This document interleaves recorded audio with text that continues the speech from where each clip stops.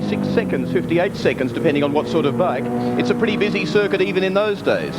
It is. It's quite a bumpy circuit. They've done a lot of resurfacing here, but the resurfacing has still followed the contour of the bumps, and it's a circuit where you don't get any sort of a rest. You know, you're coming down the main straight here and you're only on about 5 or 6 seconds, and it's a physically very demanding circuit. And Greg, for an endurance race for 55 minutes, you're compounding the problem, aren't you? You can't ride around here as you would in a 10-lap sprint race for 1 hour. It just takes too much out of you, too much out of the bike, the tyres, the suspension, one big package.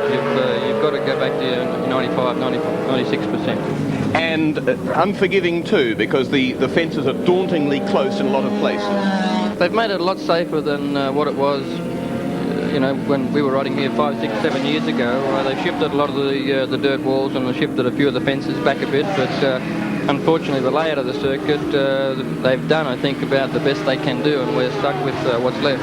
Greg, you've been overseas, you've won 10 Grands Prix there. It's only this year that, of course, Wayne Gardner has bettered the number of GPs that you've won. It was late last year that Randy Mamola, as also a non-world champion, bettered the number that you'd won. So you've seen the scene at the top level in Australia and overseas. Summarise the riders that we're going to see today, some of the riders, the ones that have been around a long time, like Mal Campbell and Robbie Phillips, the newcomers like Michael Doohan. How do you see them? Well, I think Michael Doohan has got more potential than anyone here at the moment. Malcolm Campbell and Robbie Phillips have shown us what they can do in Europe. If they had more time over there, I'm sure that they would be winning races instead of coming 3rd, 4th and 5th place. But I think Michael's got a real big future in front of him here. And Mal Campbell, Robbie Phillips, they're pretty good runners too, aren't they? And still keen to win. Sure, well, they've got the experience behind them and the backup that they haven't had in the past, and you've got to compare that with the inexperience and the will to win that the newcomer like Mick Doohan's got. And so now they come down to line up. It's a packed field of bikes. These super bikes, based on production frames, production engines. The engine's allowed to be highly modified. The frames not to nearly the same extent. Brakes must relate to the road-going bike. So the RC30 Honda, a limited edition Honda with a single-sided rear swing arm, the more related to road-going or a more common type of road-going bike in the Kawasaki, the Yamaha 1000s in production form, unmodified, 750 in superbike modified form. Ducati, Robert Holden here today, of the fuel injection type that's being used in the World Superbike Championship. We'll see at Oran Park on September 25. A good day for Shell. This is the final round of the Shell Championships. Their Shell driver Nick Johnson on pole position. Silverstone as they get ready now. They get the green light for away for 55 minutes. The first of the 2 heats, and it's Phyllis ahead of Doohan, ahead of Robbie Scollia, and then Michael Dowson. And one of Lakeside's other disadvantages, Greg Hanson's pretty narrow.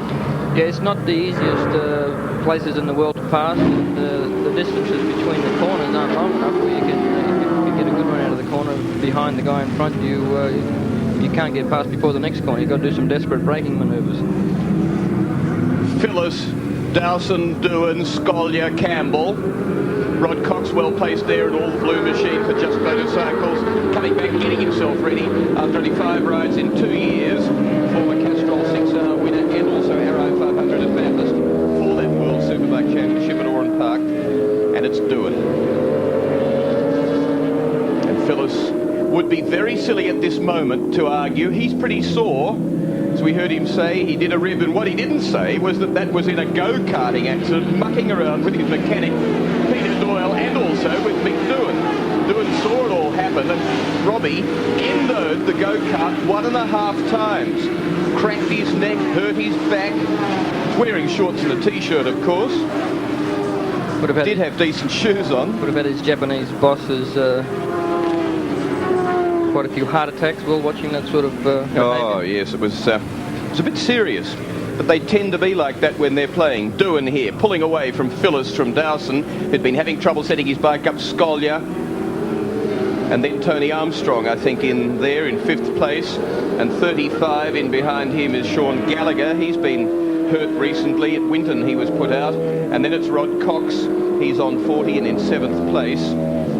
On 5 is Paul Feeney. He's in 8th place. And 3 is Malcolm Campbell. Talking to Michael Dowson last night, Will, he said he was having all sorts of trouble during the week setting the bike up on the circuit here, which he hasn't sort of had in the past, but he was hoping for better things this morning. They made a few changes and took a few guesses, and looks like it's worked out fairly well for him. This gap, nearly a second and a half now to the Flying Doohan, getting away from them. Dowson seemed to have that problem here. Last Swan Series, the final round last year. Here, this time, and also at Oran Park. And I don't know whether the pressure of the way McGee and now Doohan is doing in the team, the two of them young guys coming into the team as the juniors on both occasions, really, to Dowson.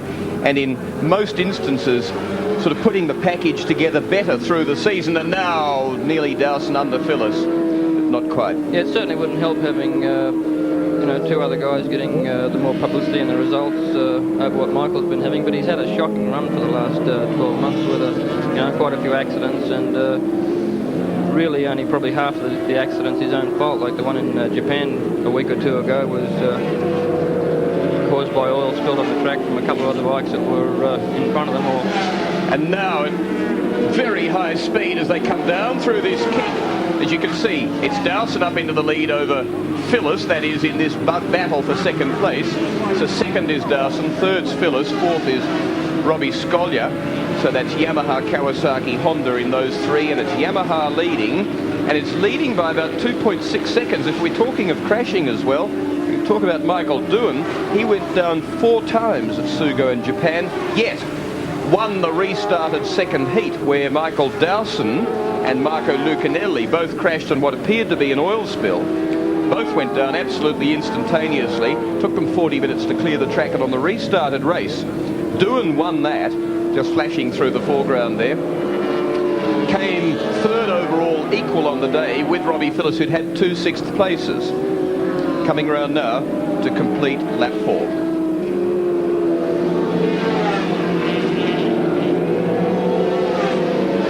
.87 seconds the gap from Marlborough Yamaha dealer team rider Michael Doohan to his teammate Michael Dowson. Just a tad back to Robbie Scolyer's in third, Phyllis is in fourth.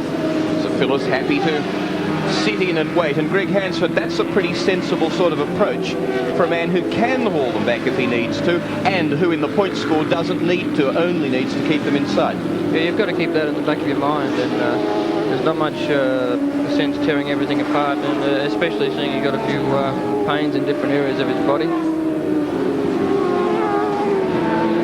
Scolyer too doing a good job in Team Honda these days. A lot of people critical when he first came in because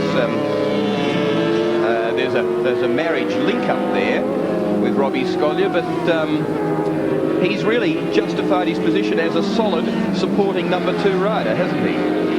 He's been going very well, and the way he's going around here, he's going to do the same thing again today. 3.7 seconds the gap back from Yamaha to Yamaha. Dowson behind Michael Doohan.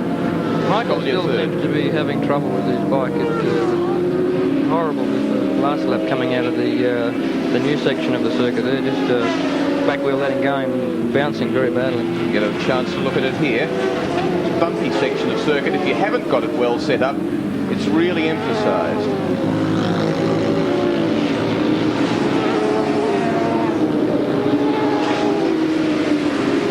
Doohan absolutely flying. He's completed 5 laps. The leading production bike is in 10th place overall. Bike number 16, James Knight for Team RK Racing.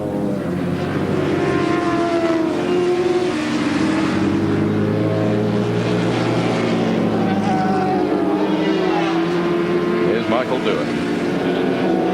He looks very comfortable on that bike, Will. He's just fits in perfectly the way they've set, Warren set it up for him, and I guess it's showing in the way that he's performing with the lap time. Yes, he really does look like a natural on the bike, doesn't he? As you say, he looks comfortable, relaxed, and when he's putting in a quick time, it doesn't look ragged, does it? No, he's doing very well. think, you know, he looked also very comfortable and steady on the 250s when he was riding them, and his natural ability is showing when he can jump off a 250 and straight onto a 750 and do the right thing first up. Well, of course, there's talk of him going Grand Prix racing next year. There's been some nibbles from overseas teams and some interest. And I said to Warren yesterday, but McGee had at least ridden in a Swan Series, ridden the Grand Prix bike. I said, Doohan's never been on one. He said, a mere technicality. Well, it is really. I mean, you know, Australians are pretty high up in the rankings now, the people that are running the teams overseas, and all they're asking is who's coming next, and you know, they want to grab them because they know that they're going to do what Wayne and Kevin have been able to do. 3.5 seconds back from the bunch in second place. That's Dowson and Scolyer to Phyllis in fourth place. 3.5 seconds. Fifth place is Rod Cox on number 40. He's back up in front of Tony Armstrong. In fact, he's gone back a fair way because it's Malcolm Campbell up into sixth place from ninth on lap 1. This is at the end of lap 7. So Campbell on number 3 is 6th. On 7th place on number 5 is Paul Feedy. In 8th place is Tony Armstrong. And in 9th place is Sean Gallagher, followed then, leading production bike, James Knight, number 16, 10th. And Knight in the production class is 8 points behind Wayne Clark. He's on 84, Knight's on 76. Doohan, another one down.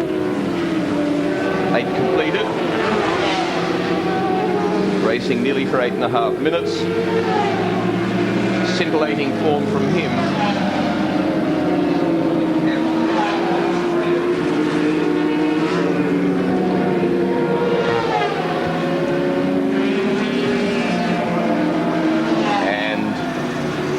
Round here you can see Dowson and Scolyer, they're busy at it. So too a little bit further back, 5th and 6th place. So with Phyllis sandwiched between that pair and this pair I'm talking about is Rod Cox on 40, Malcolm Campbell on 3.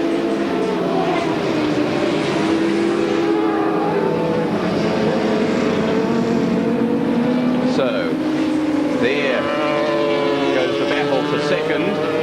Good vigorous one too, Yamaha and the V4 Honda.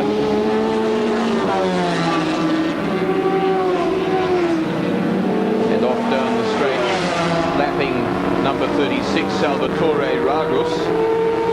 There goes Phyllis, and then this is the battle for 5th and 6th. Rod Cox, who's slotted into 5th, but being caught by Malcolm Campbell.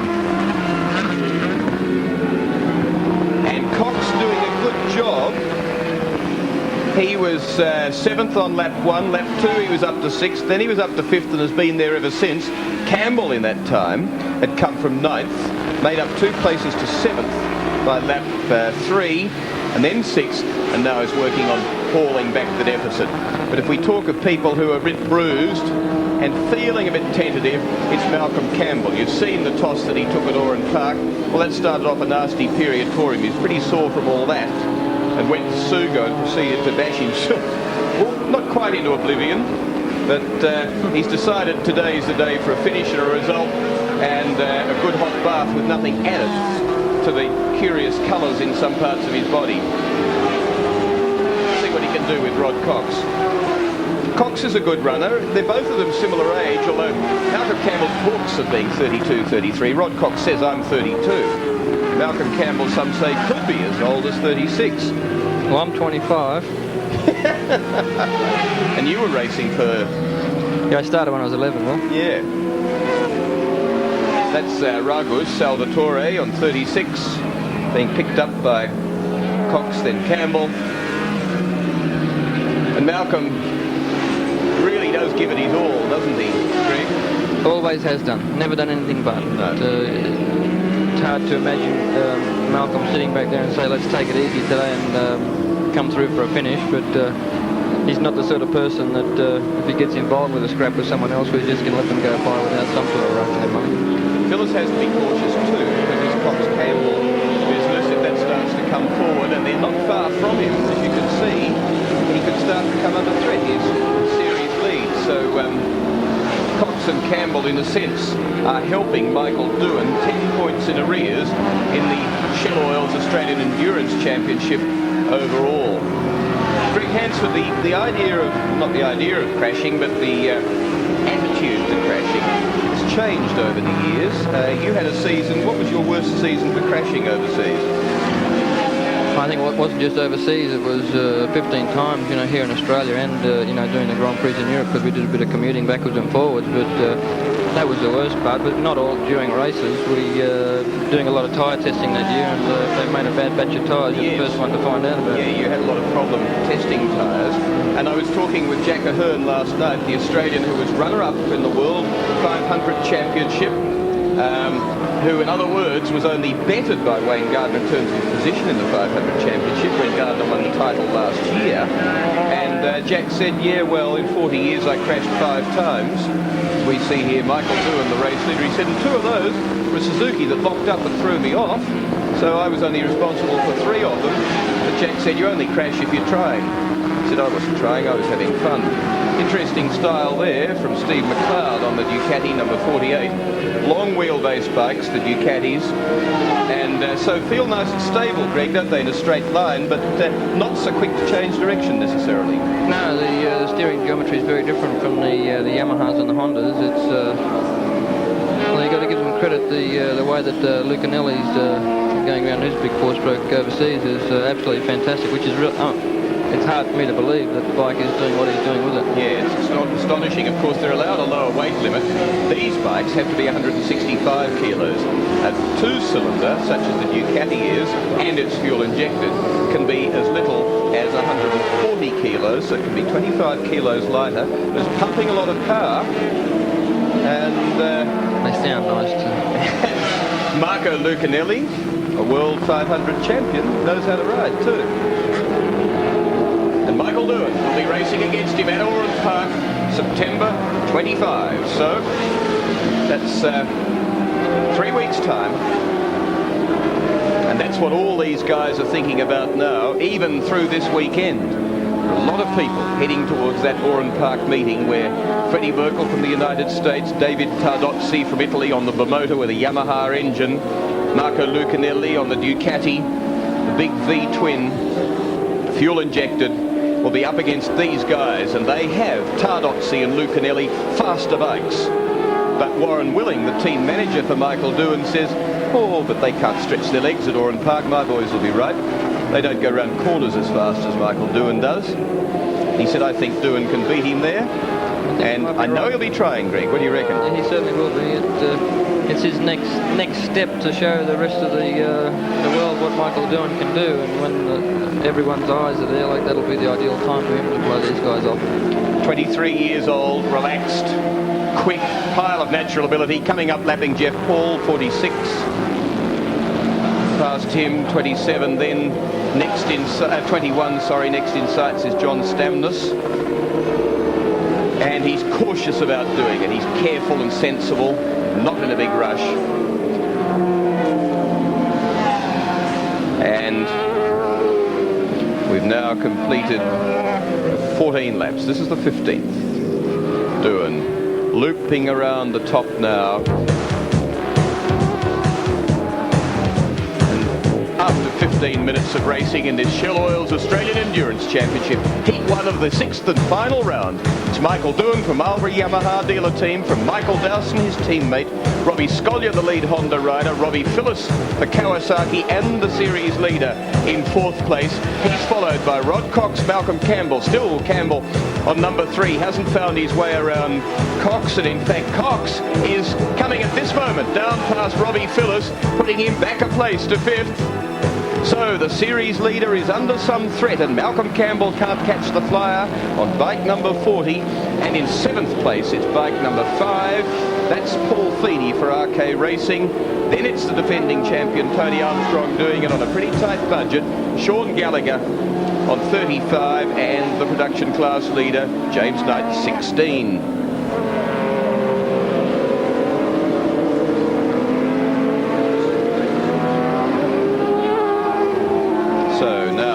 That was at 15 minutes of racing, and it's now into lap 16 as Doohan comes round to complete that across the start-finish line. And then it's down Dowson, not far in front of Scolyer. Then you see, leading this bunch of four, that's Cox. And Phyllis is in there, and Campbell's come past them too. So now Robbie Phyllis has got to get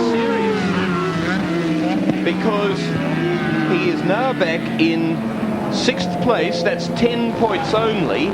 If he were to average that on the day and to collect 10 points overall, and Doohan were to win both, they'd be tied on points, and Doohan at that stage would have had 3 wins. Phyllis has had 2, Doohan's had 2, and Michael Dowson's had 1 in Adelaide, and that would give Doohan the title. So Phyllis, get a sprint on. You've got to get on the march now. You've got to get after Malcolm Campbell at least. He's starting to run a real risk, because that's assuming, and we don't know Greg Hansford, he could have a bike problem that's slowing him at the moment. I was going to say that before. He's going just a little bit too slow to probably not to have any problem. Because he is a great little fighter, isn't he? Yeah, he's the Jeff Fennick of the motorcycle world. Greg, if he'd been hungrier, more determined to go overseas, or perhaps managed by somebody who'd grabbed him and taken his ability over there and said, ride this, he really could have done very well, couldn't he? Oh, yeah, I'm sure. Yeah, we've not just Robbie. There's 4 or 5 guys here that could have done exactly the same thing with. But sure, Robbie would. He's got the capability and the will to win and everything that you do need to do that. Why is it that Australian motor Scolyer from 3rd place?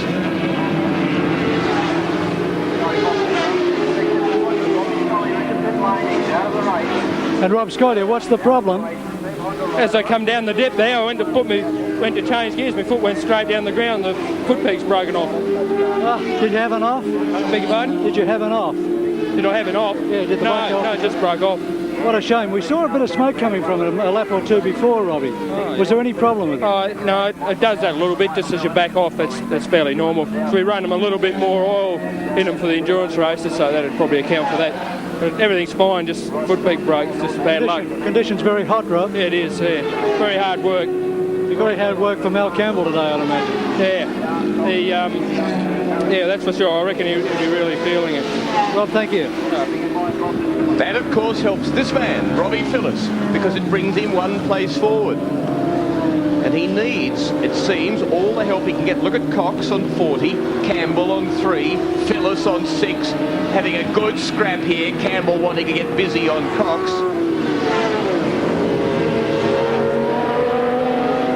And they now are looking at 4th place, 5th and 6th. Sorry, 3rd for Cox, 4th Campbell, 5th Phyllis.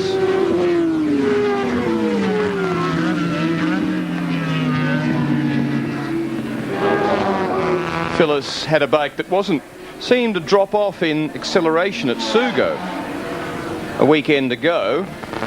And so often as they come now past Jeff Paul, so often when Robbie's had his chances overseas, sometimes the machine hasn't performed properly. He had that too in the Austrian Superbike round at Österreich Ring, where Malcolm Campbell went so well. I was going to say, Greg Hansford, why is it that Australian motorcycle racers do so well? Is it the emphasis on starting on short circuit, dirt circuit motocross, getting used to sliding a bike around before they go road racing?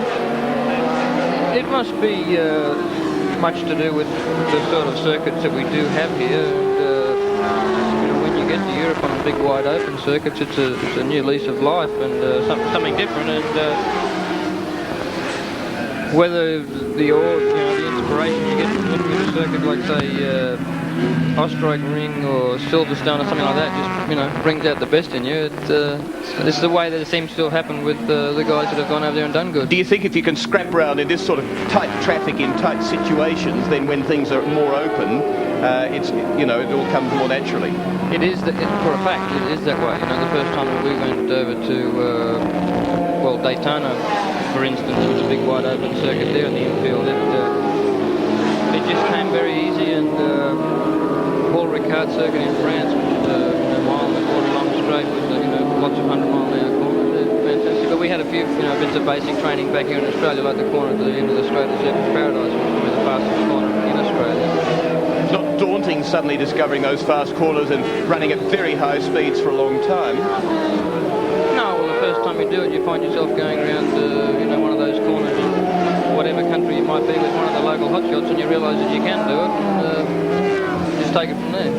Rod Cox is now a second in front of Malcolm Campbell. He's pulling away, obviously. Phyllis is tagged to the back of that Honda. Phyllis is in fifth, Campbell's fourth, Cox third. Dowson, Doohan, second and first. And as ever, Malcolm Campbell looking very aggressive on the bike and making the bike work and jump about a fair bit. Quite a contrast to the smoothness of the man behind on the Kawasaki. If your riding style's different too, Greg, sometimes you tend to set the bike up differently, don't you? But very differently. The riding styles have got so much to do with even the wear and tear on the bike. Like, if you look at Mick Doohan's style, to me, he looks to be very, very easy on the machinery. The way that he's, picking the bike up out of the corners and not accelerating until he's fairly well out of the corner, and with the bike upright, not wearing out the back tyre. They're all the little things you've got to think about when in a 1 hour race. 1.37 seconds now, the gap from Cox, third place, to Malcolm Campbell, fourth. Michael Doohan streaming away. He's covered 23 laps, covering his 23rd lap. And he's been racing for 23 and a half minutes. In a 55-minute race. So 27's the halfway mark. This is the battle for fourth.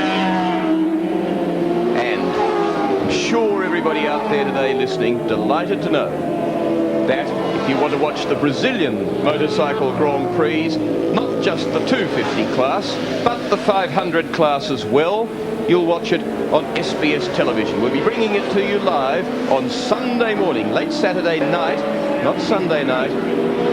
2 weeks' time, SBS television, the 250 class first, then the 500 class, a continuous coverage live of both on SBS 028. Malcolm Campbell, fourth on bike 3. The nuggety Tasmanian, wiry, lean, very fit when he's not bruised.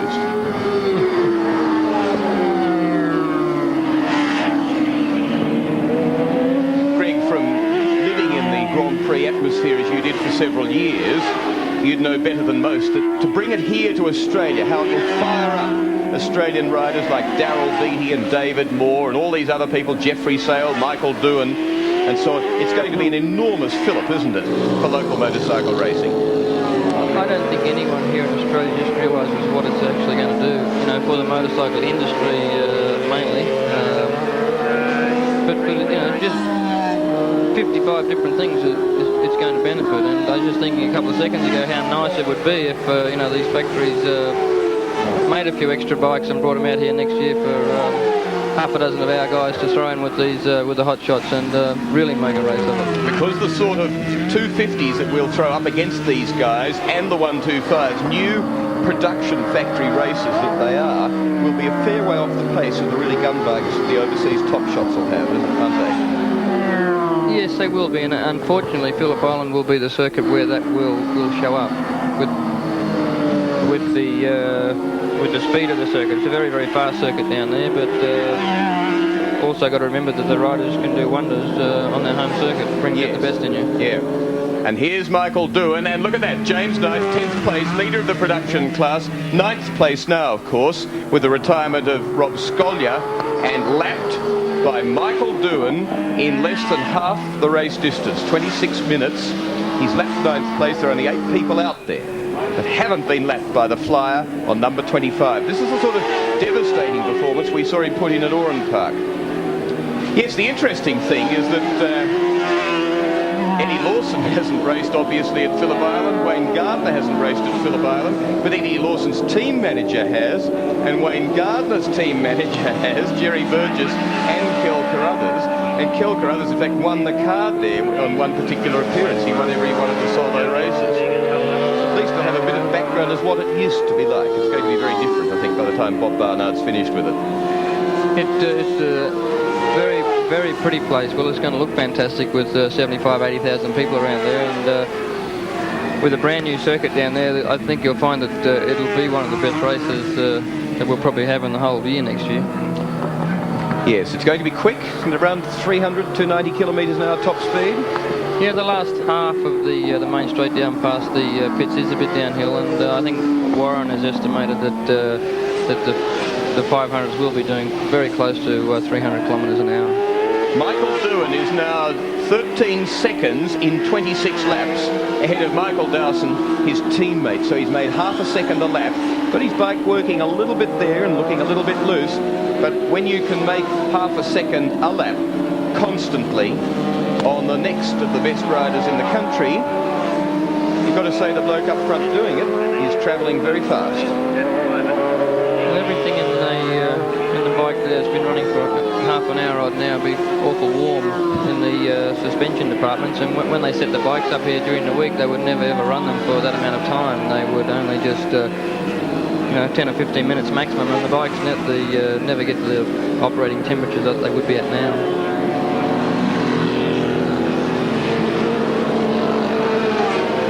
At 13.7 now, Doohan back to Dowson. And back to Cox, who is in third place. It's 14 seconds. Malcolm Campbell, Phyllis then, still in fairly close company. Then it's 5, Alfini, 1, Tony Armstrong, and lapped, but a very good battle going on between Sean Gallagher on 35 and the leader of the production class, James Knight, on 16.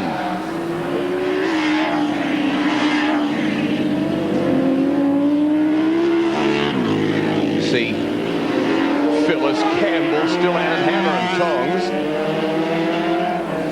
and Phyllis in front of Campbell, so he reversed that on this lap, completing the last lap in front of Mal Campbell. So suddenly we've seen the grit that we need and that he needs and that we expect from him to bring him up to fourth place, to start to make more sure of his position in the championship. Rod Cox goes by in third place, and then the battle, Phyllis Campbell and Sean Gallagher, 35. He's in 9th place on a superbike. He's a bit knocked he's 8th place, a bit knocked about. James Knight there, running very wide through Hungry Corner and up towards the top of the circuit, leads the production class on bike number 16. Just 22 years old, James Knight. Originally from Launceston, Tasmania, down at the pits. A very sunburned, I imagine, or hot, John Smales. But with a very relieved Peter Doyle, the Team Kawasaki manager, standing beside me, Will. Peter, you were a little bit worried when Robbie was back behind Mal Campbell. Yeah, we hope to finish around 3rd or 4th place, and Robert Scollier helped us by dropping out of the race, but 5th place is the minimum we can finish, so we'd sort of like to do better than that in the first race. Why did you think Robbie hung back as much as he did? Sorry? Why did Robbie hung back as much as he did? He said he wasn't going to go for it right from the start of the race. There was no need. He's got to finish, and Rob Phillips should be able to finish in the top 5, and Michael Doohan has to win. So we've got to make sure we're there for the second leg. Thanks very much indeed. So good battle here. 1000cc Proddy bike is number 16. 750cc Superbike. And Greg Hansford, I know you've ridden these 1000 Yamaha road bikes, FZR 1000, as they come out of the crate, and you're pretty mightily impressed by them. Very fast. Well, the 750s and the 1000s now are running about the same speed straight out of a crate that our 750 Grand Prix bikes used to do 10 years ago. Truly. Around about the same horsepower, and they're capable of speeds in excess of 160 miles an hour. But, you know, they would never get around the circuit as fast as the old race bikes, just, you know, purely because of the tyres and the weight situation. And what about handling? Because they do that pretty well too, don't they? Oh, the bikes that they've got on the road available these days are just absolutely magnificent as far as handling and, you know, just all round. You can take them straight out of the crate, put them on a racetrack very safely. After 30 minutes, just over half race distance in this 55-minute first heat of the sixth and final round of the Shell Oils Endurance Championship, it's Doohan streaking away from his teammate Michael Dowson. Rod Cox hanging on in a comeback ride on bike number 40 for Just Motorcycles, a Yamaha 750, very nicely. And his superbike ahead of Robbie Phillips. He battled back to fourth place, but he hasn't finished the argument, I think, with Malcolm Campbell. Campbell is trying very, very hard back there in fifth place on bike number 3 for Team Honda Australia. His teammate Rob Scollier's out on bike number 12. Then it's Paul Feeney for Arcade Chains. Tony Armstrong, the best placed Suzuki, bike number 1, the defending endurance champion. And Sean Gallagher just ahead in 9th place of the production class leader James Knight on number 16. That was the battle we saw just a little while ago. 21 there is John Stamnus. To come back to these production bikes, are they really, in practical terms, too fast for the sort of people who've got access to them? I think, yes, they're much too fast for a 17-year-old kid to be able to go out and buy one. You know, the 17-year-old rider now is restricted for 1 year to a 250, but the silly thing about it is the 250s can do 220 kilometres an hour. The way they should be doing is restricting the horsepower so they can go out and buy an XT600 or a nice dirt bike and learn safely on something like that. Because if they learn on the right sort of bike, it's fine, isn't it? They learn the right sort of skills and so on. But these things have enormous acceleration response, don't they? Well, you know, like I you know, haven't done much racing in the last 5 years, but I can get on an MZ 750 or 1000 and go and have a ride, and it quite easily catch you out with the amount of horsepower that they have got. Making very good use of it. Michael Doohan, 23 years old, recruit full-time just at the beginning of this year to the Marlborough Yamaha dealer team, a team that I welcomed to local motorcycle racing, and I think the events have borne out the worth of having them here. It's been unfortunate that other teams haven't been able to match their professionalism. They haven't done it by money, they've done it by intelligent preparation, picking the right sort of riders, minimising crashes, minimising breakdowns and high performance tune, and just sort of being properly prepared. And they've had a lot of results. They've paved the way for Kevin McGee to be recognised and get into the World Championships, and now there's a chance of another young Australian to go the same way. And surely that's got to be good for motorcycle racing. That's Chris Hunt, Canberra's Racing Medico, on bike number 24 for TJ Tyres from Canberra, FZR 1000. And he loves his motorcycle racing, and motorcycling is a thing, Greg Hansford, that once you get it in your bones, just the fun, the tremendous freedom, it really is. Every time you get on a bike, it's like swallowing a bottle full of tonic, isn't it? You just feel fantastic. Very exhilarating. Well, I mean, I've got a lot of friends that you know, don't ride motorcycles to work every day of the week, but they just love getting up on a nice cool Sunday morning and going for a ride through the country somewhere, and it's you're just in a world of your own, and it's they will never ever give that up, no matter, you know, what age they get to. Robbie Phillips back there is in fourth place overall. He's on 33 laps completed, while Doohan and on number 2 Michael Dowson have completed 35. So then it's Rod Cox, Rob Phillips, Malcolm Campbell, all lapped back to there. So only 4 that Michael Doohan hasn't reined in this stomping ride. And then behind, or a lap down, comes number 5, Paul Feeney, Sean Gallagher, James Knight on 35 and 16.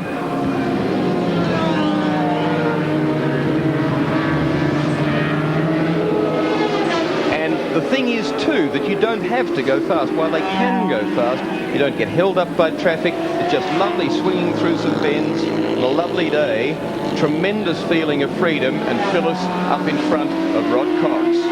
The great thing about the factory involvement in these bikes as well is that you see, you know, the following year, all the good things that have come out on the racetrack are on the road going bikes, and not so much as horsepower goes, but safety and tyres and wheel sizes and brakes. Well, Honda, one of the most advancing of the car manufacturers, says motorcycles are our advanced technology department. They weren't the exact words they used, but that's where they try out their new high-tech ideas. And Phyllis now looking back to Rod Cox and leading him even at this quick stage for 7/10 of a second, with another 8/10 of a second back to Malcolm Campbell. So we're looking there at Phyllis third, Cox fourth, Campbell fifth.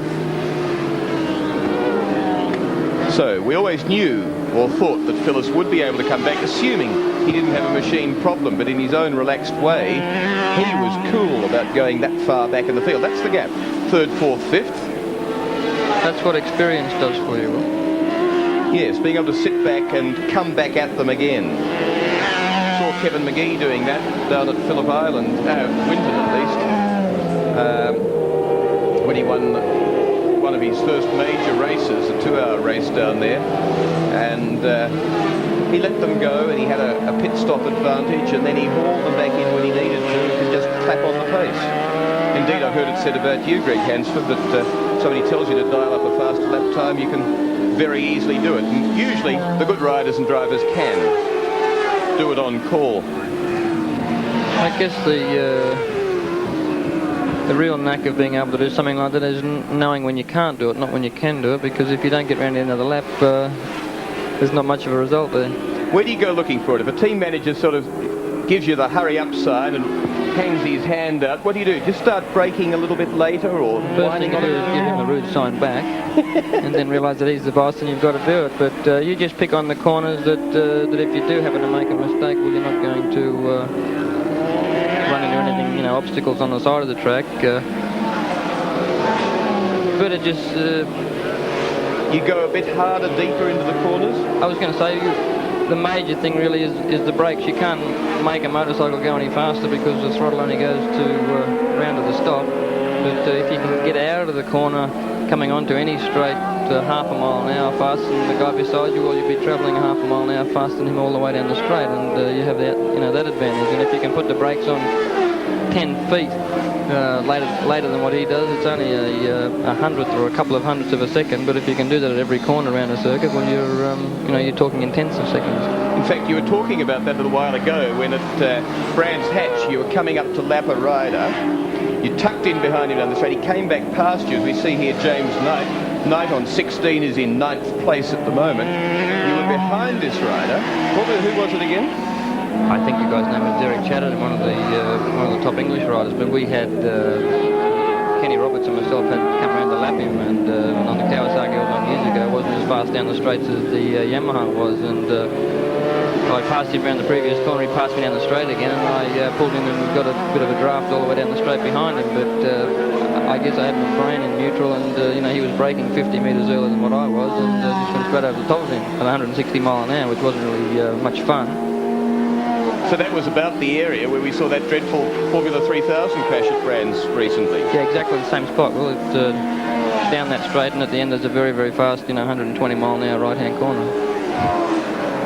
We've seen recently some very bad crashes in car racing, and we've seen motorcyclists, Wayne Gardner and others among them, step away from some fairly nasty looking crashes, both heavy thumps on the track. As we come back here onto the race leader, he's coming round to complete lap 39 now. He's been racing for 40.5 minutes in a 55-minute race. We've seen motorcyclists walk away from a lot of stuff.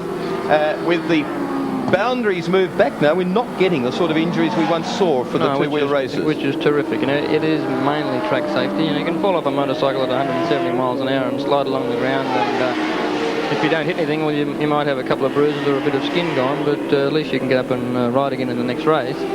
But I think that where the problem stemmed from is that 30 to 40 years ago, the guys that were riding then were now doing a lot of the motorcycle officialdom around the world, and they virtually say if we can do it back then, well, you can do it now. But the motorbikes are going 60 miles an hour faster than the top of it, twice as fast around the corners. And Kill Carruthers points out that the type of racing is different. These days you're scratching in lower gears around tight corners. whereas in the old days you were setting sail in top gear through some big flowing corner, as we see here, Doohan overtaking Wayne Clark, who in the production class is leading the championship and is 11th outright in the race. These bikes now would have probably 3 to 4 times the horsepower of the bikes even just on 20 years ago, which is an enormous difference. And when the horsepower changes and the tyre technology and the frames change, the riding styles have got to change too. And if you can't change with the times, you're just going backwards. Michael Doohan, the man well in tune with the times, a young man going places, undoubtedly headed for international motorcycle racing next year. Will it be a short select Grand Prix program of 2-3 races? Will somebody offer him a full season? Will he stay in Australia and concentrate on Australia-Japan as he's done this year? That depends on the offers. The offers are certainly, or the interest is certainly there. He's a good style of young kid, and some people are saying, we reckon Kevin McGee's a gun rider and Wayne Gardner's proved himself a gun rider, and some are saying this young man's got more talent than McGee. I don't know, he's got to get up there yet and prove it. That's a strong claim to be made for somebody who's never ridden a Grand Prix bike, but certainly he's got very little race experience, really. You were telling me, Greg Hansford, in your early days of racing, you were racing 8 bikes in a season. 50 weeks out of 52. Yeah, well, motocross and short circuit as well as road racing will, but that seems to be out of the question at the moment. It's so specialised now, very hard to get off even a 750 or a 500 Grand Prix bike and back onto a 250. You can't compete. There's probably 2 or 3 people in the world right at this minute that could do that, and they're not racing motorcycles. And does that mean that with everybody concentrating just on one class and one type of racing, that they're getting closer to 100% performance in that class? Sure. Well, we've been saying that for the last 7 or 8 years, that 100% is going to be reached very shortly, but every race that these guys, every racetrack that these guys go back to, they always seem to go faster. Michael Dowson, teammate for this man, is, as he comes across the start-finishing line, 8 3/4 seconds behind his teammate Michael Doohan. They've both completed 42 laps, so 42 laps, 18 3/4 seconds. It's gone out to less than half a second a lap, the ground that Doohan's made up on Dowson. This is the man in 3rd place, Rob Phillips, Kawasaki. He's ahead of Rod Cox on 40 and on Malcolm Campbell on 3, on 5. Paul Feeney, 1, Tony Armstrong, ahead of Sean Gallagher, James Knight, and Russell Wood. Russell Wood on 18 is in 10th place overall at the moment. A pretty spectacular rider. There's Rod Cox, 4th place, and Malcolm Campbell's after him, and immediately in front of them is, in 17, Carlos Van Vliet.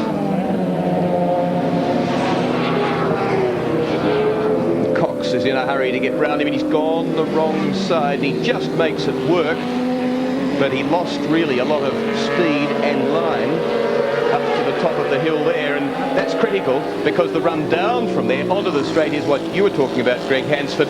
The time, the good run that can give you a second and a half just on your entry speed to the straight. It's hard to believe that going around the top of the loop up there is going to alter the speed coming past the control tower here, but it does very much so. 21, John Stamnus, being lapped again, Suzuki 750 production bike. So unlike the leaders in the production class, which are 1,000 Yamahas, that's a 750 Suzuki unmodified in the production class. 130 horsepower for the Yamaha 1000. And instant throttle response, a bit like a rocket. And the people riding like rockets, Michael Doohan, nearly 19 seconds now in front of his Marlboro Yamaha dealer teammate Michael Dowson. Rob Phillips, series leader, Kawasaki team rider, lone rider in the team. 3rd place, Rod Cox, battling furiously in 4th place with Malcolm Campbell, as he's been doing for most of this race, which is now in its 47th minute. So that's the situation just a minute ago. And Malcolm Campbell ahead of Paul Feeney, James Knight, Sean Gallagher. So Knight on 16, doing well in the production class. But so too is Rodney Cox, the man now living in Campbelltown. Where's that? But originally outside Sydney, originally out Gunnedah way, 83. He won the Castrol 6-hour race, and he's won the ARRC 6-hour race at Bathurst. No Easter Bathurst motorcycle races next year, unfortunately. Although I think it's the right decision. It's only 2 weeks before the Australian Grand Prix scheduled at Phillip Island, and to try and run a major meeting at Bathurst, that sort of time gap would be suicidal, I think. We'll have it later in the year, a couple of weeks after the car race, next October. So it's more than a year away. And this, the Cox-Campbell battle. Campbell going down the inside and saying thank you. 4th place. In behind, Doohan 25, Dowson 2, Phyllis 6. It's now Campbell 3, Cox 40, 5, Theeney, 1 Armstrong, 35 Sean Gallagher, 16 James Knight, leader of the production class, then 18 Russell Wood, 69 is John Richards, that's another of the production bikes, and 9 is Wayne Clark, who's leading the production class. So Clark on 84 points leads James Knight on 76, Andrew Roberts on 69, Chris Harmon, the Medico, 59. And Campbell now trying to pull away from Rod Cox, who a little bit bravely, a little bit gamely, slotted himself inside Brian Bernard, who decided he was going to peel off for the corner down the bottom. What you call a perfect fit. And then he very wisely decided he'd wait a moment, just a moment, let Rod Cox through, and he hasn't given away the battle to Malcolm Campbell. All crouched down, arms and elbows. And Cox, out wide, pull it back together. And nicely, Bernard says, I'll hang on a moment. You're in a different sort of race to where I am. And Cox goes out after Campbell again. It shows he was doing what it looked as though he was trying to do, which was to get back at Malcolm Campbell. But that's cost him 2.5 seconds, probably. The bikes are getting a bit mushy, well, the suspension and the tyres and that sort of thing. You've got to expect that they're not going to feel like they did in the first 10 laps of these races, so you've just got to take according action. So now, lap 48 for the race leaders. The only people not lapped by Michael Doohan are Michael Dowson, Rob Phillips, Malcolm Campbell and Rod Cox. So if we stay with Cox a little bit, it's about 5 seconds back perhaps to Michael Doohan. Might be 7 seconds. Here's Campbell in 4th. Back part of Lakeside Circuit, sweeping downhill here. The bike's sitting down on the suspension. The riders had to sit it up a bit, can't get it quite square before they had to break it, bring it up through Hungry Corner, the corner that claimed Len Welling in the Swan Series here last December. And then swooped down off that and onto the main straight. And Phyllis battling Tony Armstrong and overtaking him. Campbell's 3.4 seconds only behind Phyllis, and Cox is 4.6 seconds behind Campbell, so he's lost a lot of ground in the last 2.5 laps or so.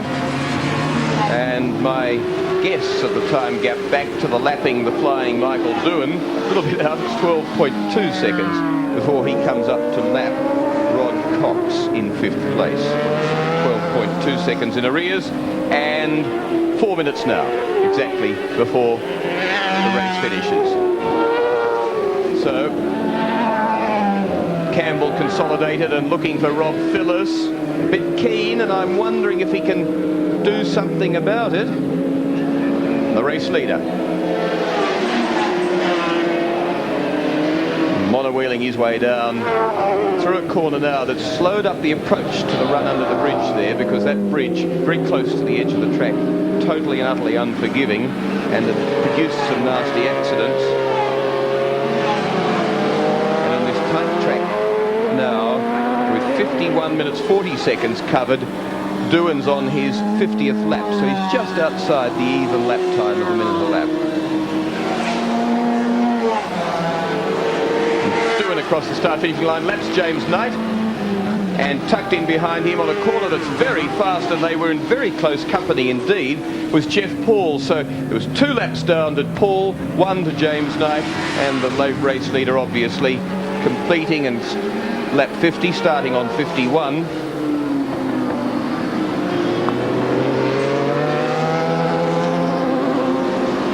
And his lead now, it's only now that Michael Dowson comes across the line, 29.6 seconds in arrears to him. So it has gone back out to more than half a second a lap. Then Phyllis is 14 seconds further away. Campbell's 3.35 seconds, so he's lost nothing to Phyllis in the last few laps. Rod Cox then, though, has lost 5.9 seconds to Malcolm Campbell. And Cox, of course, in 5th place. And then Doohan flying around ahead, of course, of Sean Gallagher on 35, James Knight on 16, whom he's just lapped twice. So he has lapped 8th place twice, Michael Doohan. That's devastating, Greg Hansford. Yeah, he's certainly not letting up. Willem, to be doing the lap times that you just mentioned then is, he must be very comfortable at it. He's going to get a bit of a play around there, but he's in the groove, and if he stays like that, he's probably got less chance of making any mistakes, other than slowing down and losing concentration. You raced a lot against Warren Willing. You know the man well. You know how hard it is to get him to smile on occasion. He smiled this morning. Now, he'd be smiling, wouldn't he? He would be a happy man right now. Yeah, well, you know, to have 2 bikes in 1st and 2nd place, you can't achieve a much better result than that. And, sorry, Greg Hansen, should be 1 lap remaining after this. That's 54 minutes now. So it'll be almost precise to the 55 minutes when Michael Doohan comes round the next time. 52 completed. He's on his 53rd. And he has been quite devastating here at Lakeside Circuit, just out of Brisbane. Brisbane invaded by Expo. But this is something else going on, and there's a nice crowd enjoying it in absolutely beautiful weather. You do have to say, Queensland's not a bad sort of a place in this time of the year. It's comfortably warm, but not too hot. Although for Michael Doohan, I reckon he'd lost a bit of fluid, and we'll have to think about some solid fluid intake in the 20 minutes gap to the start of the next 55-minute race. The 12th and final heat of the Shell Oils Australian Endurance Championship. 1 corner remains for Michael Doohan now to get the checkered flag for victory in this first heat in the 6th and final round of the Shell Oils Australian Endurance Championship. It is success all the way for the 23-year-old in the Marlboro Yamaha dealer team 750 Superbike, gloriously ridden in a race he dominated. From his teammate, Michael Dowson should be next. But the man there has done it brilliantly. And now, while he cools down half a lap away, his teammate headed towards the finishing line, Michael Dowson, comes across the line in 2nd place, 31 seconds in arrears. And that's Dowson just finishing. Robbie Phillips claims 3rd place on bike number 6. He's 12 seconds further back behind Dowson to take 3rd place, and it's Malcolm Campbell 6.3 seconds back in 4th place.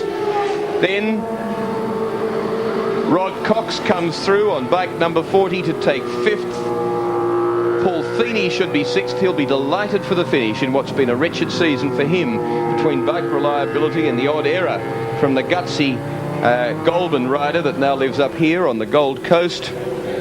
It was 1 lap down to Feeney, and to Tony Armstrong on bike number 1. And then it was a further lap down to Sean Gallagher, 8th on number 35. The winner of the production class, James Knight, 16, his bike number in 9th place. Then on 18 it was Russell Wood. In 11th place overall was bike number 9, the production class leader, Wayne Clark.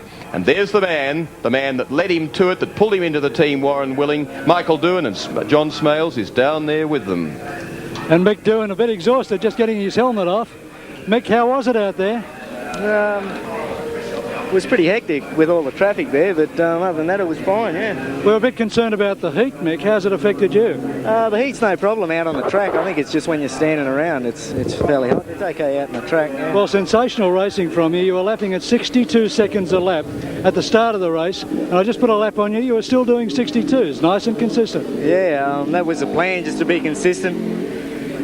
But yeah, everything worked out fine. I'm happy. The bad news is that Robbie Phillips finished third. I thought he'd finish second, actually, but he finished third. I got no doubt he'll finish in the same place or better in the next one. So there's not much you can do in regard to the series, you think? No, not really. Not unless something mechanical happens to Robbie, because he never crashes. So. And the Kawasaki's pretty reliable, so I don't think that's going to happen anyway. Mick Doohan, thanks very much indeed. We'll let you go get a drink. Well, that's the situation down in the pits as it is at the moment. We'll be back at Lakeside International Raceway at Brisbane very shortly with round 2 of the Shell Oils Australian Road Racing and Endurance Championship. Team Honda behind me has the front wheel out of Malcolm Campbell's bike, and they're obviously doing a tyre change front and rear. But the man who deserves the bravery award of today is in fact Malcolm Campbell. Mal, how are you feeling? A little bit second hand after that leg, but we'll get out there and struggle around for another one, I think. Mal, was it hurting you out there? It's not too bad while I'm on the bike. Your concentration's on your riding, but a bit exhausting once you stop.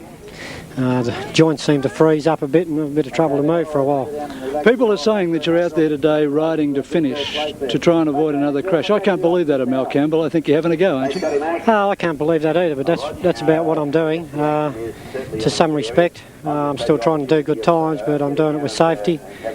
I've got a lot of fitness to regain after me crash at Oran Park and then at Sugo, and I'm looking to try for a good result at the World Superbike round at Oran Park.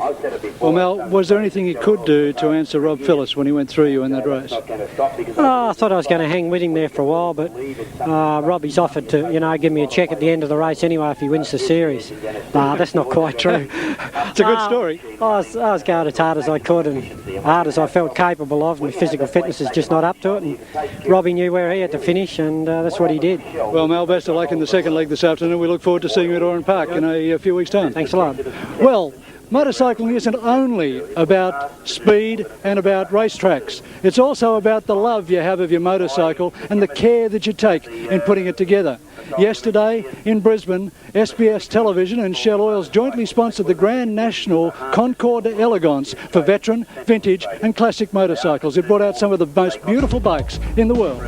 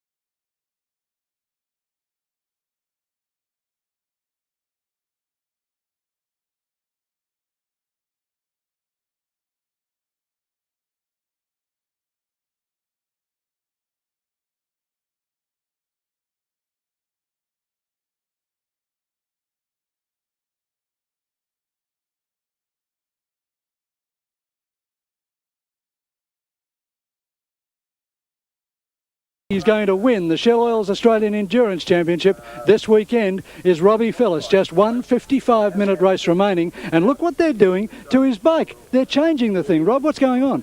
I just wasn't real happy with the other bike. I don't know whether it was me or the bike, but we just swap them over now. Maybe the heat's playing a bit of a problem. I'm not sure. Maybe it's me, and so I just said, why don't we change bikes? Well, Peter Doyle said that he was a little concerned when you dropped back to 6th position in the race. Yeah, I don't know, I just was going along there. I couldn't go any faster at that stage. Things weren't going the way that I wanted them to, so I thought it was better to be safe than to be sorry. So then things sort of come together. I guess there's a lot of people down pit road at the moment who'd love the luxury of having another bike to change to. Oh, I guess so. It's the racing, I suppose. Like, I'm pretty lucky to have these bikes, but remember, these bikes are 3 years old. We don't change every year. We don't get factory bikes like Yamaha or other teams. We've just got what we got, and like you'll notice all the other teams get new bikes every year except us. That's why we've got 3 bikes, but I think it pays off. Well, Rob, I don't want to join you, but everyone's got their fingers crossed that you're about to pick up your first Australian Championship after all these years. I already got one today. So maybe in the second, I don't know. We just got to finish. Just keep me fingers crossed. Rob Phillips, thanks very much indeed. Well, the championship that Rob Phillips referred to, of course, was the 1000cc Australian Road Race title, which we'll see on SBS television in replay later on. But right now, we're going to show you another spectacular race that happened at Lakeside today. It was the first leg of round 6 of the Australian road racing titles for 250cc machines.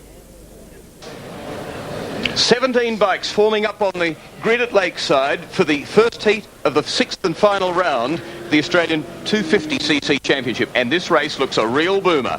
The 17 of them, I suppose there are probably, without exaggeration, 10 that could win this race. Have a look at Roy Leslie there leading the second in the championship. Jeffrey Sales, the man that leads it. Darryl Beattie, keep your eyes on him on 34. He's tucked in there behind them, and he's got away very poorly. Crook start 2 from Sale, who drops back into 4th position. Leslie in front of him, and Sale can ill afford that. 10 laps, 24 kilometres around Lakeside. And these guys are really even.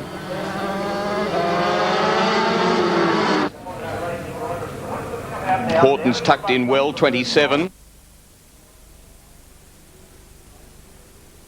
Second place. The man leading at the moment.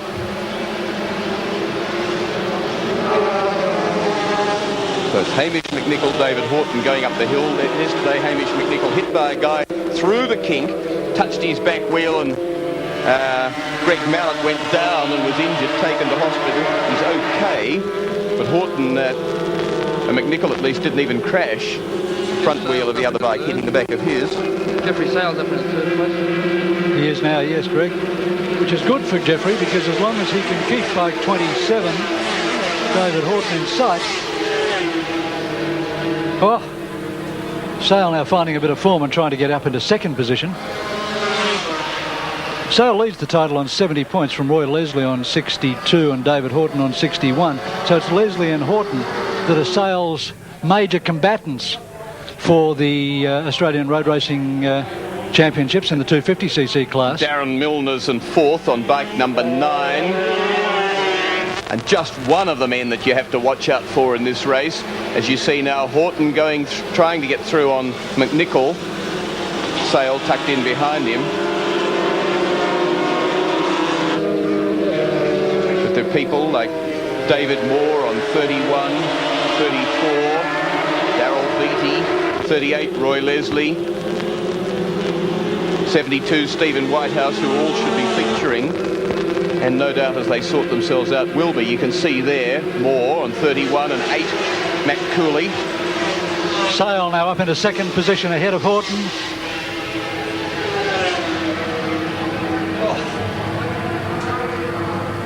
Greg Hansford, how handy is a 250 Grand Prix bike around Lakeside? Pretty tight circuit. Yes, well, they're probably the safest bike to ride around the circuit. They haven't got the enormous horsepower of the super bikes and the other big ones, but they certainly not much slower in the lap times. So there is Milner on 9. He's now 3rd. and David Moore's fourth on 31. Things are starting to shuffle around and to sort themselves out. And tucked in behind them is Matt Cooley on 8.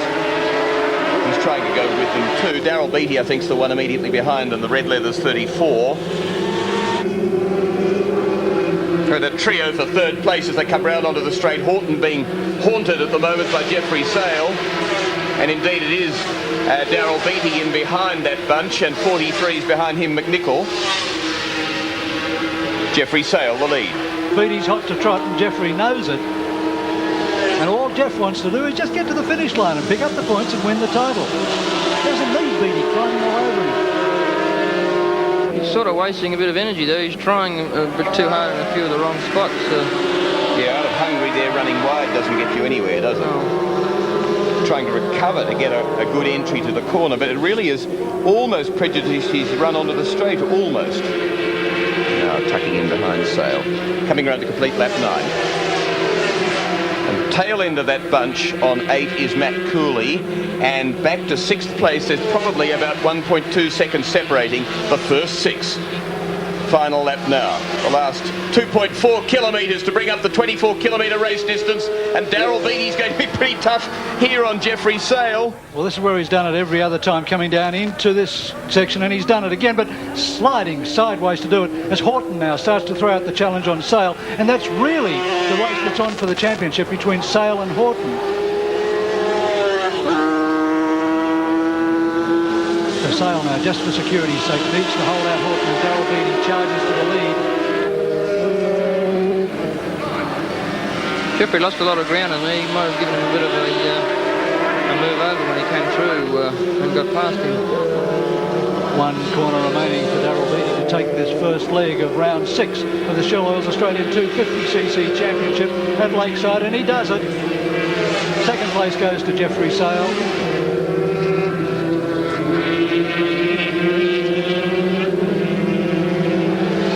Place to David Horton, followed then by David Moore on 31, Horton on 27, then on 9 it was Darren Milner, and on 8 Matt Cooley in 6th place. And that was a huge race with Beattie coming really from nowhere. He was 7th on the second lap, and he was further out than that on the first, but the eventual winner.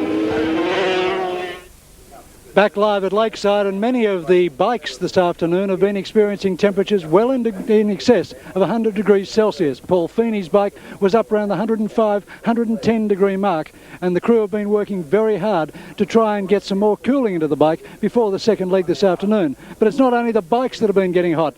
Michael Dowson took off today in the first leg in the wrong leathers. What happened, Mike? Unfortunately, I destroyed my summer leathers last weekend at Sugo, so they're over there being repaired, and I've had to opt for my winter leathers, which are just like being in a sauna.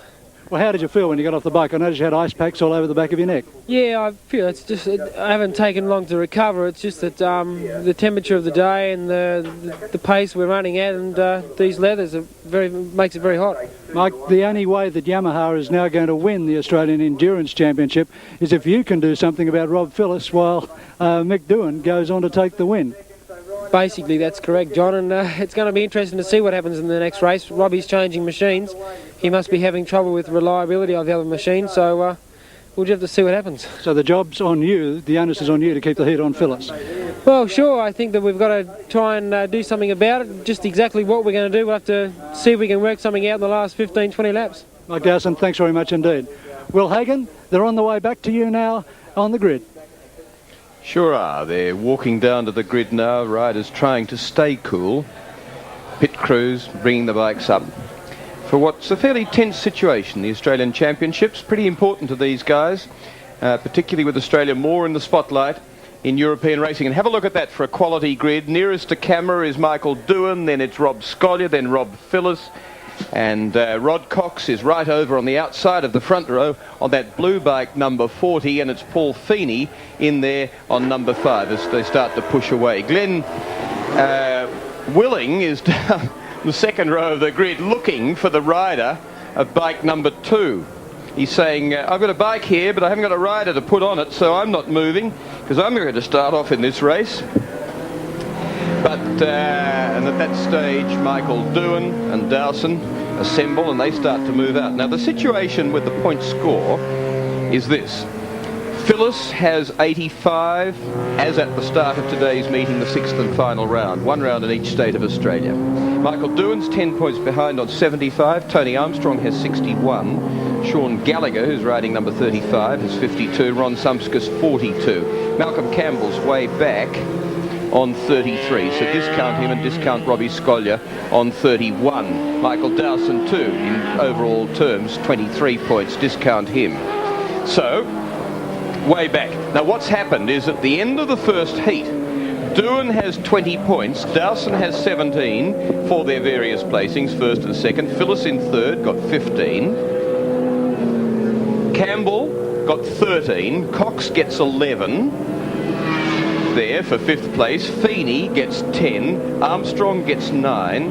And Gallagher gets 8. Now, they get similar points awarded for their placings in the next race. They're added up, and their overall placing on the day is determined by the greatest number of points. So if Doohan has 40 points, he gets first place on the day and gets 20 for the day to add to the 75 he has in the series. See, it's simple, isn't it? 95 he'd be. Phyllis has 15. Let's say he got another 15. And he came in 3rd place, he'd get 15 overall on the day, and that'd take him up to 90 points. So he'd be, he'd be 100 points. So he'd be 5 points in front of Michael Doohan. So it's the add of the points they get for each of the 2 races that determines their placing on the day and the overall points they'll get on the day. They don't just add the 20 points, the 17, 15, 13, 11, 10, etc. that they've already been allocated. Sorry it's that complex. I can't explain it any more simply. That's the easiest way to explain it.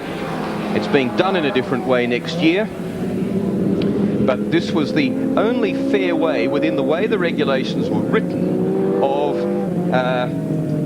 making sure that the riders who got the placings in heats 1 and 2 got the appropriate prize money as well.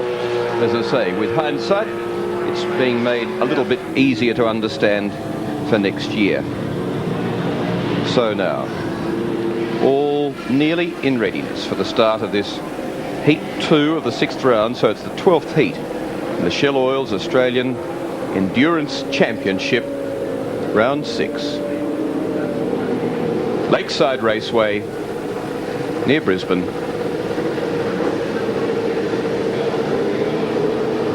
2.4 kilometres around, with a few metres added for the little the wiggles up the top end of the circuit.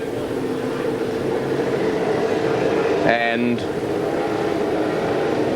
big field, very powerful super bikes based on production road-going bikes, but limited to 750cc's capacity. Wending his way down the side there, you see him just near that BP sign, and that's Michael Doohan coming into position there. Foreground, Rod Cox on the far side, Paul Feeney, Rob Phyllis, Rob Scolyer, Tony Armstrong, Malcolm Campbell and Michael Dowson, and they blast away from the first 2 rows. There's 6 rows in all. And Cox is looking for a spot. Phyllis is into the lead ahead of Scolyer. And Doohan was looking a little bit relaxed there, but could, if he's lucky, have found himself in the 3rd slot. And he's found himself in the 2nd. Well done, Michael Doohan. Scolyer's 3rd, Campbell's 4th, and Feeney's 5th, and Dowson's a fair way back. The man that's leading the championship and is trying to consolidate it against the man in 2nd place is the green meanie, Robbie Phyllis on the Kawasaki number 6. Diving down and then rising towards Hungry Corner they go for the first time.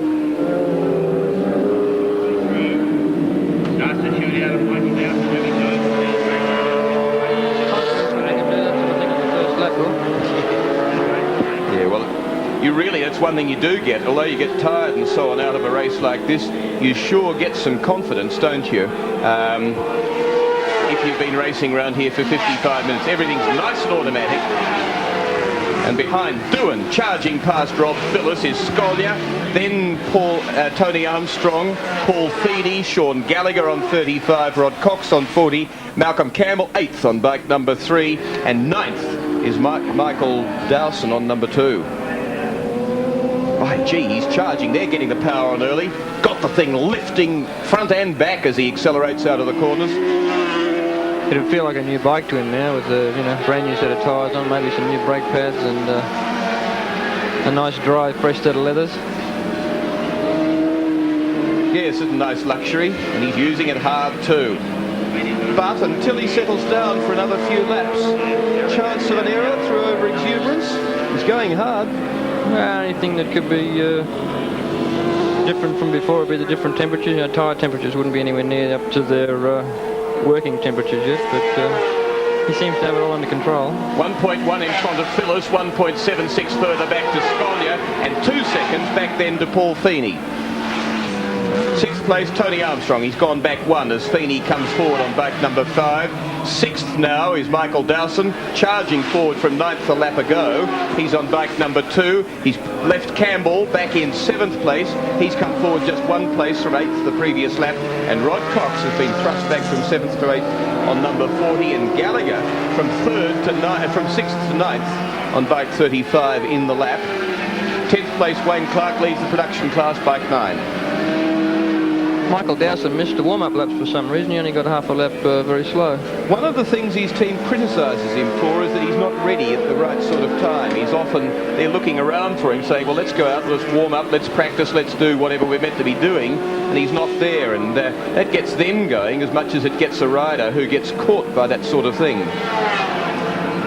1.8 seconds now, Doohan leads Phyllis, and 2.8 back to, in 3rd place, Robbie Scolia, and 2.35 seconds back to Paul Feeney, who's come forward into 4th a lap ago and retains 4th place on bike number 5.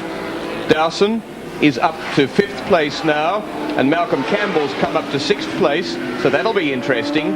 Numbers 2 and 3, 5th and 6th. 7th, Tony Armstrong. About a 61.7 for Michael Doohan. Phyllis slotted into a place that at the moment will guarantee him 2 championships on the day.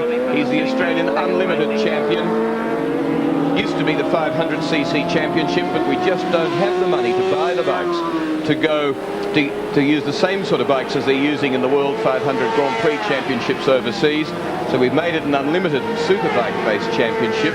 So Phyllis goes through 2nd, Scolia 3rd, 4th Feeney, 5th Dowson catching him, and Campbell going with him. Cox isn't far behind, nor Tony Armstrong or Sean Gallagher. And then Wayne Clark, James Knight are in close company, 9 and 16 respectively. They're in the production class, 10th and 11th place overall in the race, but 1st and 2nd in the production class.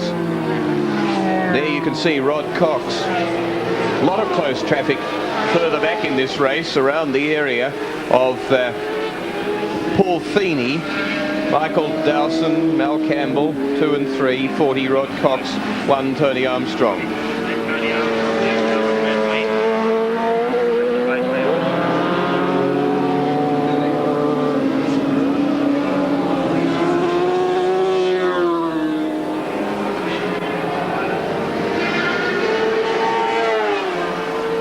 And that is now 5 laps completed by Michael Doohan and by Phyllis.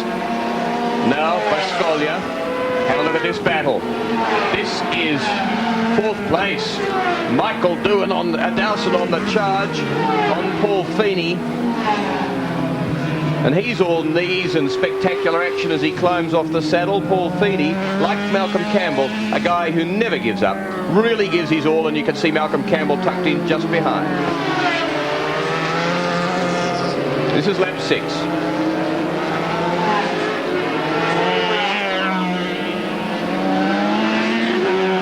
Paul Feeney, a wretched year, a lot of unreliability in the RC30 Honda, but when the bike holds together, although they say that there hasn't been a gearbox built that Paul Feeney can't give a hard time to. Yes, I said before, some of the riders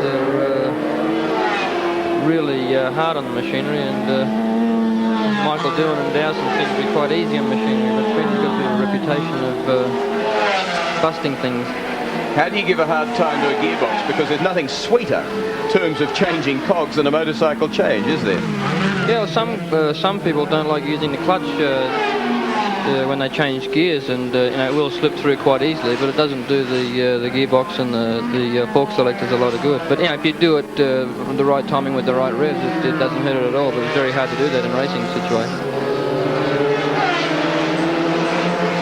especially changing down gears. Yes, where you have a lot of backload and a lot of revs on board if you get it a little bit wrong. And Dowson's through, 4th place over Paul Feeney, who really ran pretty wide there. He left a bit of an inviting gap. Malcolm Campbell's looking at him now too.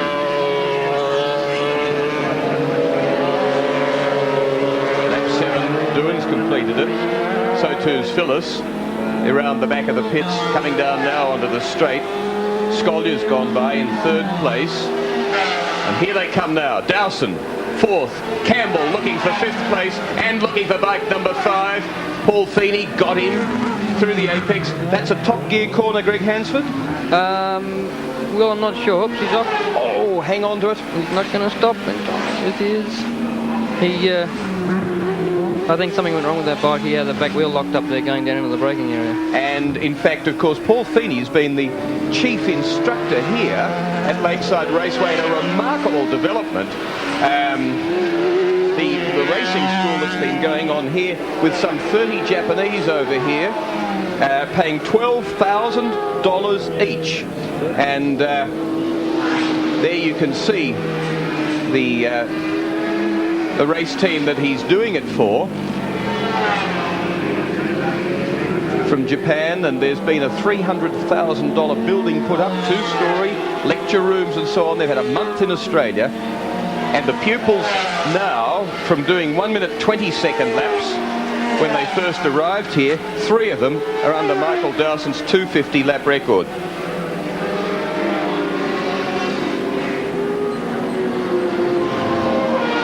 Dowson now, 4th place, getting away. Campbell's 5th, Cox is back in 6th place. He's come forward 1.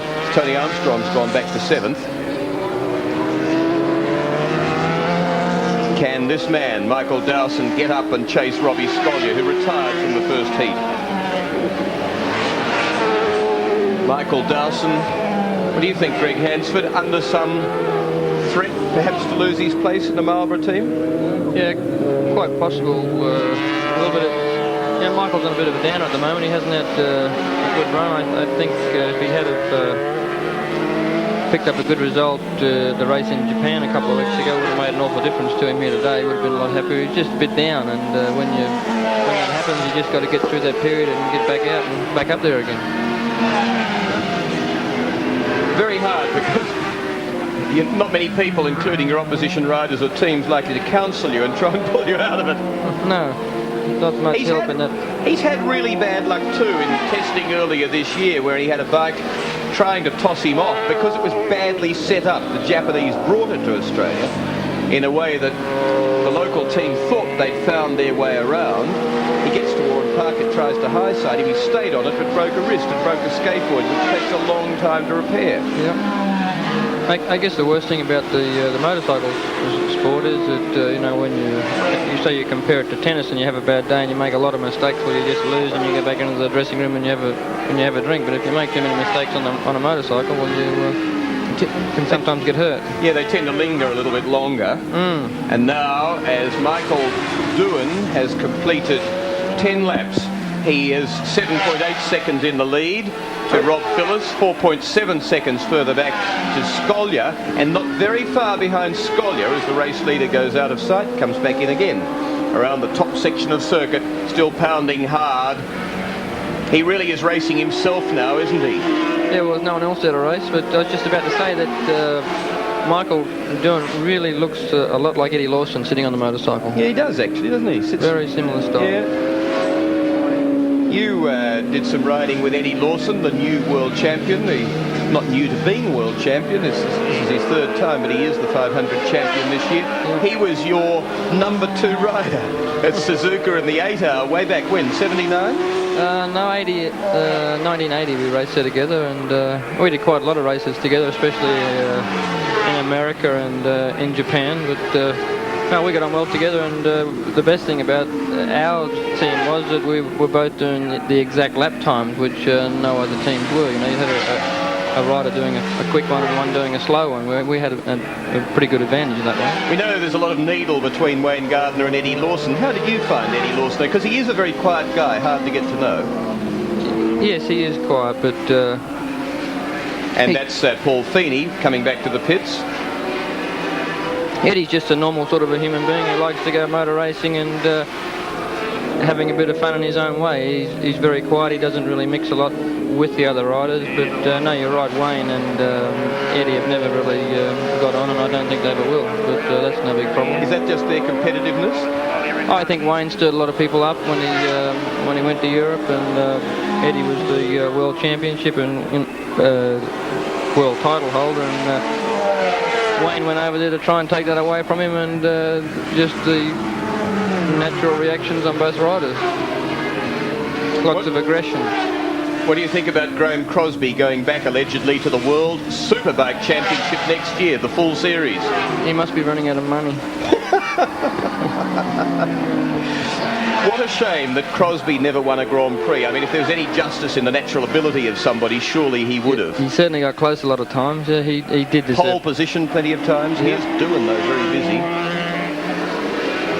No, I think if Crosby going back over there is quite capable of doing it, let's just hope that the reason for doing it is that he really has that will to get back out there and win a motorcycle race, not for any other reason, because he's bored or needs a few extra dollars to pay a few bills or something. But no, I'm quite sure that Graham could go out there and do exactly what he's done 5 years ago. Michael Doohan, Japan and Australia this year. Where next year? Dominating Lakeside today, dominating Oran Park the last round of the Australian Championship. First in the opening round at Sandown. That was when Warren Willing first smiled about Michael Doohan down at Sandown when he did this sort of thing down there. Warren Willing was seen to smile as he went to the plane, and he said, well, he really didn't do very much wrong that day, and it's the other end of the season now. He's made some mistakes. He had a reasonably quick sort of a lose and a fall down at Symonds Plains. But in a sense, I suppose, Greg Hansford, it's how you recover from your mistakes and your less good days rather than how you go on the good ones that's just as important. Very hard to get through a season without making a mistake, and the unfortunate part about the motorcycles is if you do make a mistake, it costs a lot of money. So then if you've got the backing like the Marlboro Yamaha team have, and if you total a bike, well, you just wheel a new one out. Well, in fact, exactly that happened last weekend. They totaled a bike, Michael Dowson's bike, when it crashed with Marco Lucanelli, burst into flames and was destroyed. And Yamaha Japan said, oh, have this one. Yeah, well, I was talking to Michael last night at the trial that we rode at down at Thornlands, and Mike was telling me about it, and he just dropped in at the end that it did catch on fire and got destroyed, and so not a big problem, so no worries. Another one. Yeah. So who's riding the new one? Sorry? Who's riding the new one in the team that Yamaha gave them? I'm not sure. I was up there before, and Warren looked a bit busy, so I didn't really bother him. Michael Doohan dominating this race, this second heat, and this is the situation after 15 minutes. That was just 10 seconds ago. It's Doohan on 25 leading, this time in this heat from Phyllis Kawasaki, number 6, Scolia, Honda, number 12, Michael Dowson, his teammates forced back by a furious pace, and some very determined riders to 4th place at the moment on bike number 2. Then it's Campbell 5th, Rod Cox in 6th, and you might remember he came home in 5th place in the previous race. Tony Armstrong, the defending champion, 7th on the Privateer Suzuki, and Sean Gallagher, Honda, number 35, is in 8th place outright. And then behind Sean Gallagher on 35 is the production class, I think being led by James Knight at this stage.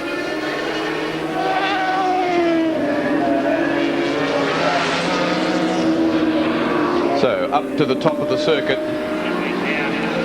goes Michael Doohan.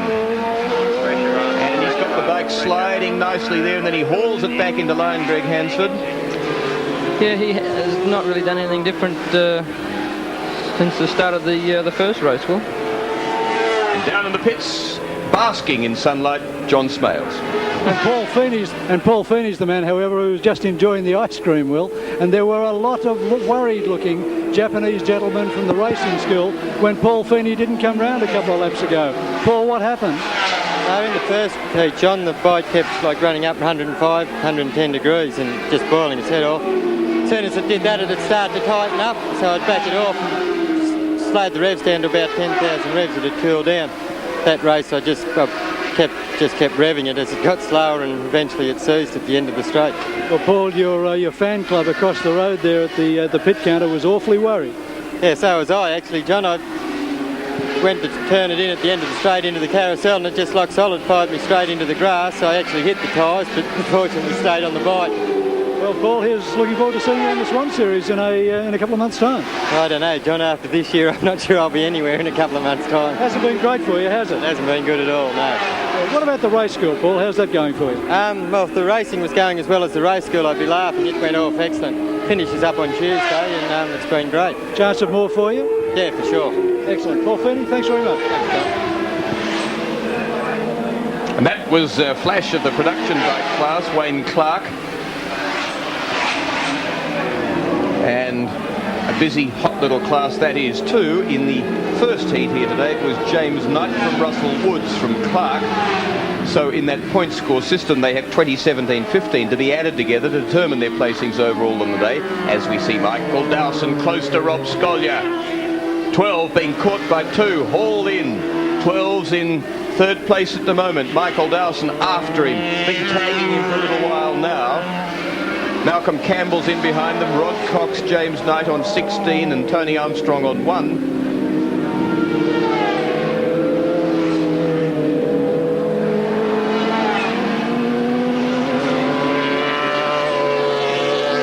Michael Dowson, who Warren Willing, his team manager, Tony Hatton, the former Suzuka 8-hour winner and man who fettles and prepares machines for a number of people, tremendously smart man in knowing what riders are up to, and the mechanical side of motorcycle racing. Both say Michael Dowson, if he went 250cc Grand Prix racing in the World Championships right now, would be right among the front runners.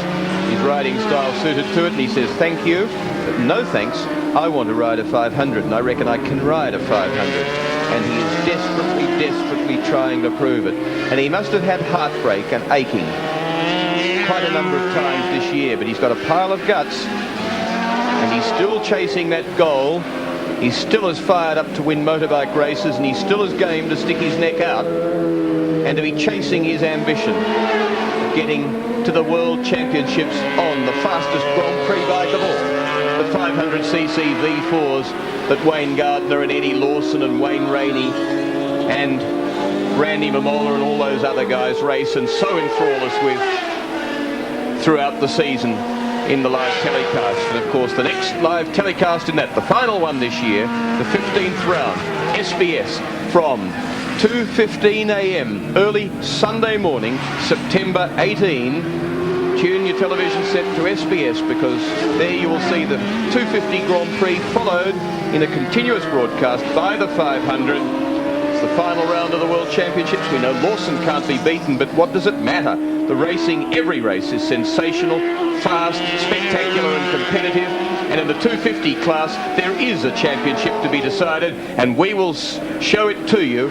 You'll see the World Championship awarded, decided between Cito Pons and Juan Garriga, the two Spaniards.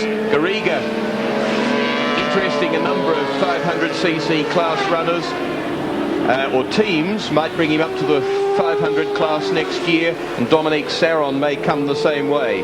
Quite a lot of changes headed for the 500 class as we watch Robbie Phillips now on lap 21. Down the straight, peeling off left through the fast sweep there. What sort of speed do you reckon Greg Hansford through there? Probably in excess of 240, 250 kilometres an hour. past the control tower here, coming onto the straight round the downhill right-hand sweeper there, you'll be doing probably 180 kilometres an hour and accelerating up to 250 by the time you have to shut off at the dog leg in the straight. Take us round, Greg Hansford. You know the circuit well, except for the new wiggly section. But what's critical, what has to be tackled, how, around this 2.4 kilometres of Lakeside? I guess the lines are the most important thing, and avoiding some of the bumps, which are not too bad in the car, but they upset the motorcycle an awful lot, especially just on the inside there. There's a few bumps, and down here probably in 4th gear. Hard on the throttle? Yeah, wide open once you're right in that position there now. 4th gear, 5th gear, down to 6th gear, and 13,000 revs in 6th gear, and possibly back 1 gear for the dog leg there. How much does it throw the bike about when you actually hit those bumps mid-corner? The tyres, all these bikes, the tyres seem to be staying on the ground, so it doesn't seem to be creating too much of a problem. It's just trying to turn the frames inside out. And how soon in the carousel can you get back onto the power out of there? Just sort of 2 corners, Will. You drift in and you let the bike go out really wide, and then you start to accelerate on and come back in nice and tight with only like half, 3/4 throttle, and you know, you can't give one of these things full throttle leaning over that far in, say, coming out of there in 2nd gear, because it'll just break into massive wheel spin and you know, throw you straight off. But you've got to be very, very smooth, because you've only got a 1/4 turn on these throttles from 0 to full throttle, and you know, you hit a big bump, and that's one thing that can, you know, jar your arm, and you'll give it another 50 horsepower in about 0.2 of a second. On a tight circuit like this, everything corners following each other pretty tightly, and with a lot of normal type road camber almost in some sections. Yeah, the circuit is very flat, and just where we are about there, it starts to go off camber, and it's off camber all the way around. It doesn't look like it, but it is, and then now it comes back level again. But you know, 2nd gear, 3rd gear, back to 2nd gear here, back in through the section the riders don't like. They call the bus stop. Back up into 3rd and back down into 2nd at the end. And full throttle straight out of there in a straight line, and down under the bridge. Back up into 4th gear, and believe it or not, they'd probably be doing 200 kilometres an hour just there before you put the brakes on. And one of the things about this circuit, with those adverse cambers too, is that you're not always upright and square when you're braking. No, well, especially there after the bridge, and you're going across your track, you're going from the apex from the inside of the previous corner to the way to the outside of the next one to get the right line for Hungary corner to get up the hill neatly.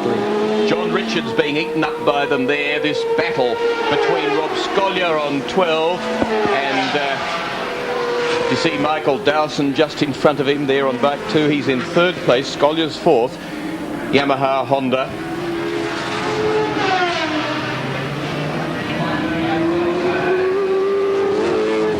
And then that's Wayne Clark on 9. Clark in the production class is 10th overall at the moment. This is 23 laps completed. They're on lap 24 now, obviously lapping the production class leader in 10th place.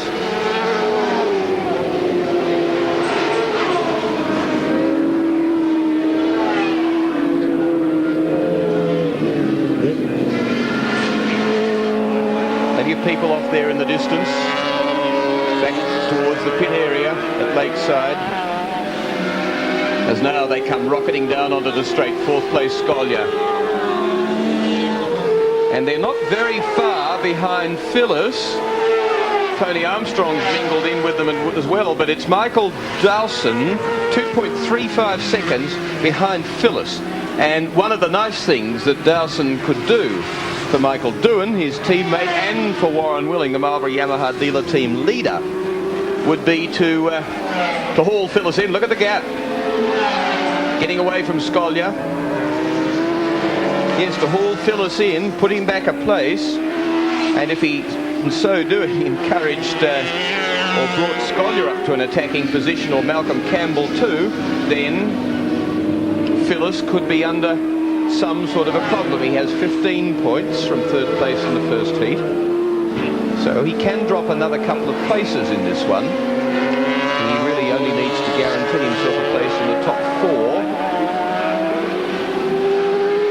to maintain that 10-second break, because even 5th place gets 11 points, so he could come theoretically 5th And so in this one, he could actually, with third place on the board, it gets a bit complex because it depends on who beats him as to whether he retains third, but he could probably drift out as far as 6th or 7th and still get it, but it wouldn't necessarily be doing it very safely, as we see there out wide Russell Woods on 18, the South African.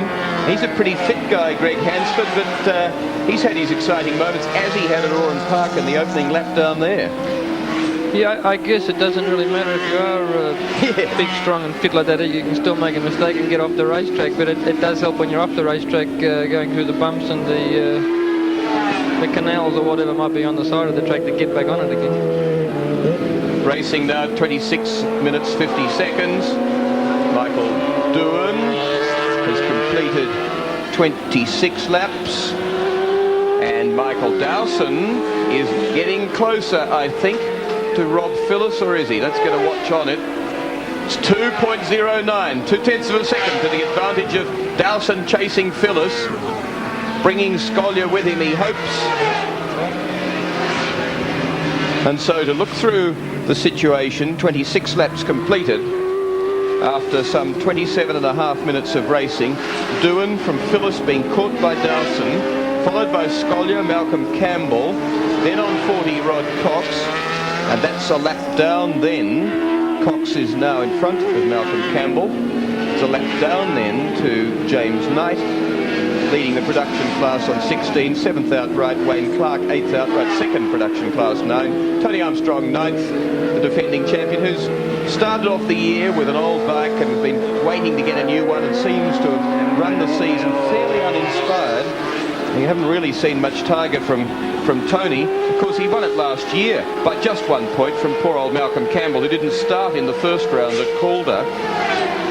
And ran pretty consistently, Tony Armstrong. He took 3 second places and a third, where Malcolm Campbell won 3 but didn't start in 1, and that gave Tony Armstrong the 1 point advantage. Michael Dowson was well out of it, 20 points behind Campbell, and then it was Len Willing, Paul Feeney, Rob Phillips in 6th place.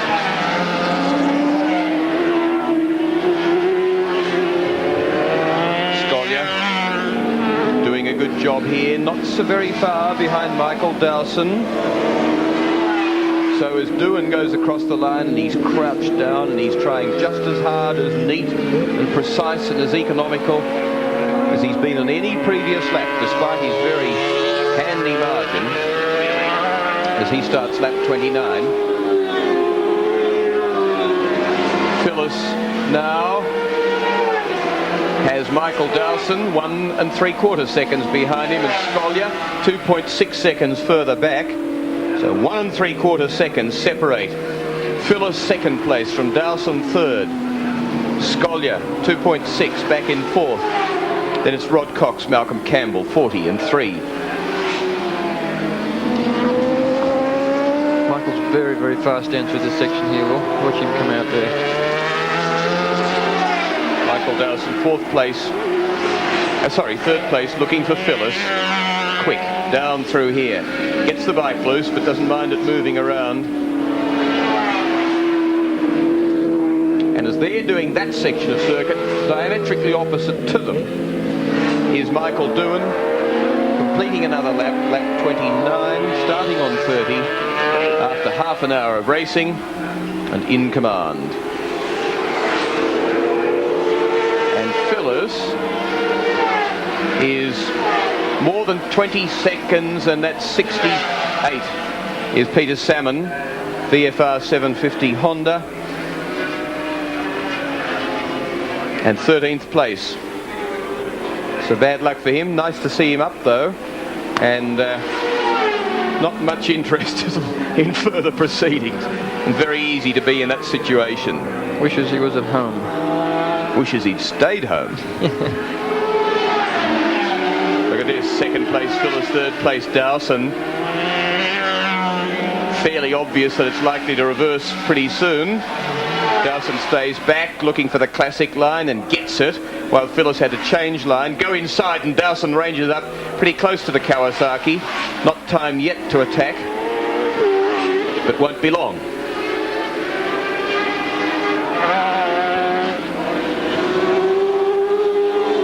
Australian motorsport whipping up now to, well, I suppose motorsport everywhere. As we see half a second now between Phyllis and Dowson. This is the final round of the Shell Oil's Australian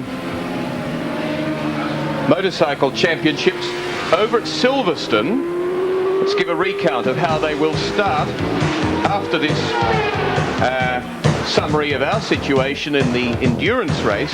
Michael Doohan, as you can see, leading this battle of Phyllis and Dowson getting stuck into each other, and Phyllis still at the moment fending off Dowson, but I don't think it'll remain that way for the next 25 minutes, not unless that nuggety little guy on number 6 keeps trying as hard as we know he can. There's the race leader, and further back trying to hang on to the pair on 6 and 2 is Scollier for Team Honda Australia, 4th place, and at this circuit fitter today and not so worried about adding bruises to bruises is Rob Scollier, the best placed of the Hondas on number 12.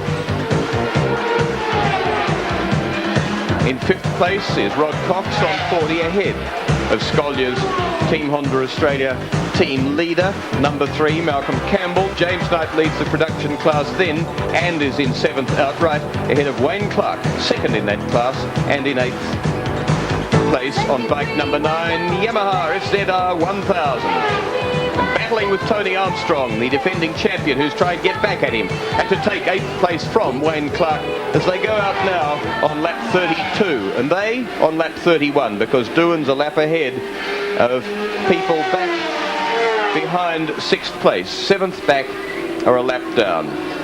And what I was going to talk about was the situation in the European Touring Car Championship, round 10 of that championship, the Tourist Trophy race at Silverstone. Qualifying there. You ready to cheer? Shell Ultra High Tech Racing, Dick Johnson, John Bowe, Ford Sierra RS 500, as we see this battle for 2nd and 3rd, and Dowson comes up to 2nd place. And Phyllis goes back to 3rd at the moment, and he can afford that. It doesn't matter in the championship overall. But he loves a scrap, and motorcycle racers don't generally like letting something go for the overall good.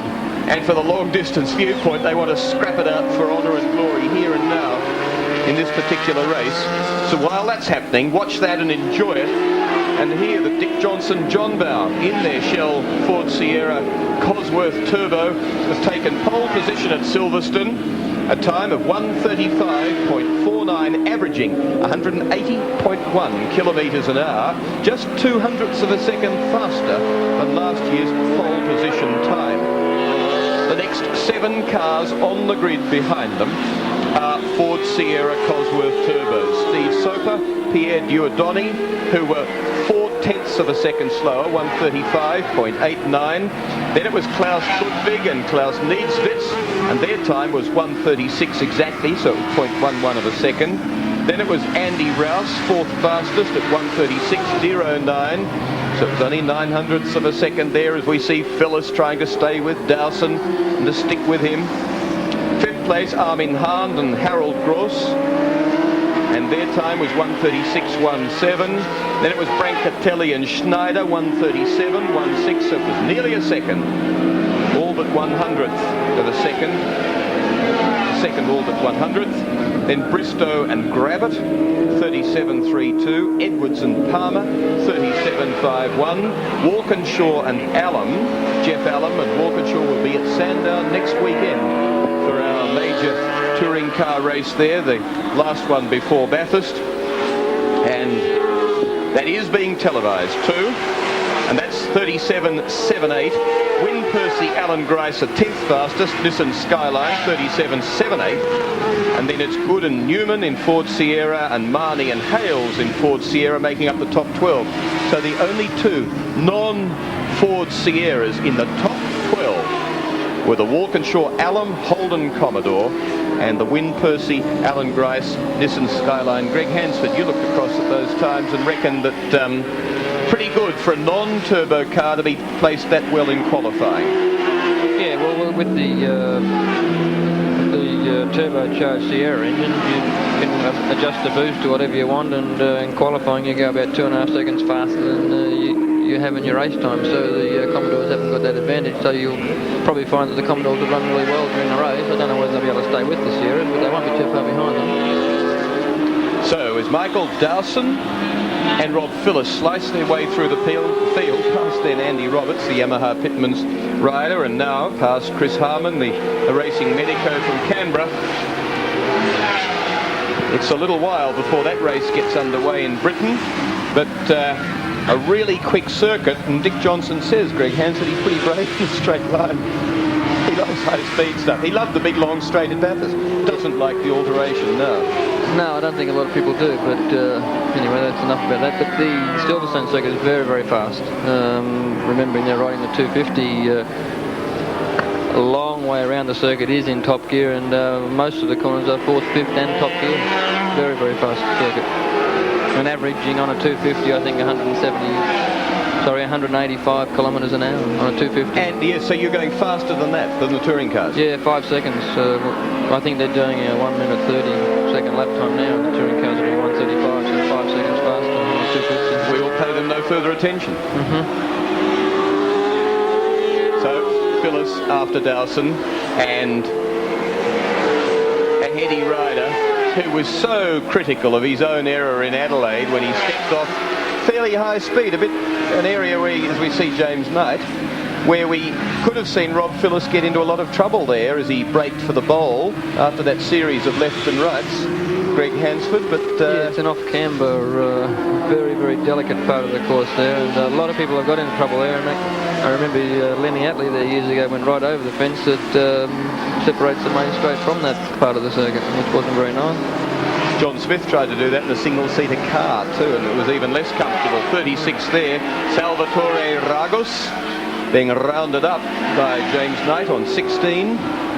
They come back down the back part of Lakeside Raceway today, the crowd basking in the sunlight, the riders sweating in it, the machinery getting hot, the oil in the dampers trying to froth and bubble and to lose its consistency, and the wheels jumping around a little bit and wanting not to behave properly, not as the designer intended and as the rider desperately wants them to. And with the heat reducing the rider's concentration perhaps, it all becomes a little bit fraught. I'm just going to say the body's got the same problems as the motorcyclist. 7th place, James Knight, that we're watching on bike number 16, leading the production class. And he's in behind Malcolm Campbell. Malcolm Campbell, 3, is in 6th place. So he's putting in a good performance today and was the best placed of the production bikes in the first heat earlier today. The production class is being led by Wayne Clark, 8 points ahead of James Knight. Last year it was won by Grant Hodson from Paul Feeney, Wayne Clark, David Lucci. Other of these races, of course, will be on SBS next week. We're recording all the Australian Championships here at Lakeside. The 125, the 250, which you saw in condensed form, was a little beauty. And the 125 was damn nearly as good. It really was a beauty too. Everybody coming together, 3 of them. They ran across the finishing line in a very crisp 6-lap race indeed. And downhill, fairly hard to do a mono, but you can if you try, as Michael Doohan's just illustrated. And sidecars, 2 of them being determined here today. Gavin Porteous has tied up the sidecar championship, so he's not come to Lakeside because he's trying to save a very small fund and to get to a Kalgoorlie race on the date of the Superbike Championship race at Oran Park, where you will see this man. And I suppose on this form, Greg Hansford, you've got to say he's Australia's brightest hope for victory there against people like Marco Lucanelli, David Tardozzi and Freddie Merkel and the others that will be coming out with that World Championship round. I think Michael's got, as Warren said, a very, very big chance of being able to run with those guys or beat them, quite easily. It depends on the day again, depends on the who's going to end up with the better tyres, but Michael Doohan certainly done that here today, so if he can have the right combination and make all the right decisions at Oran Park, I'm sure he'll be able to achieve the same result.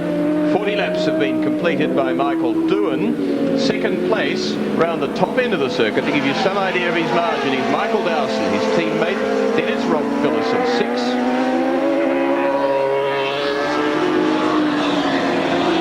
Phillips hasn't let go.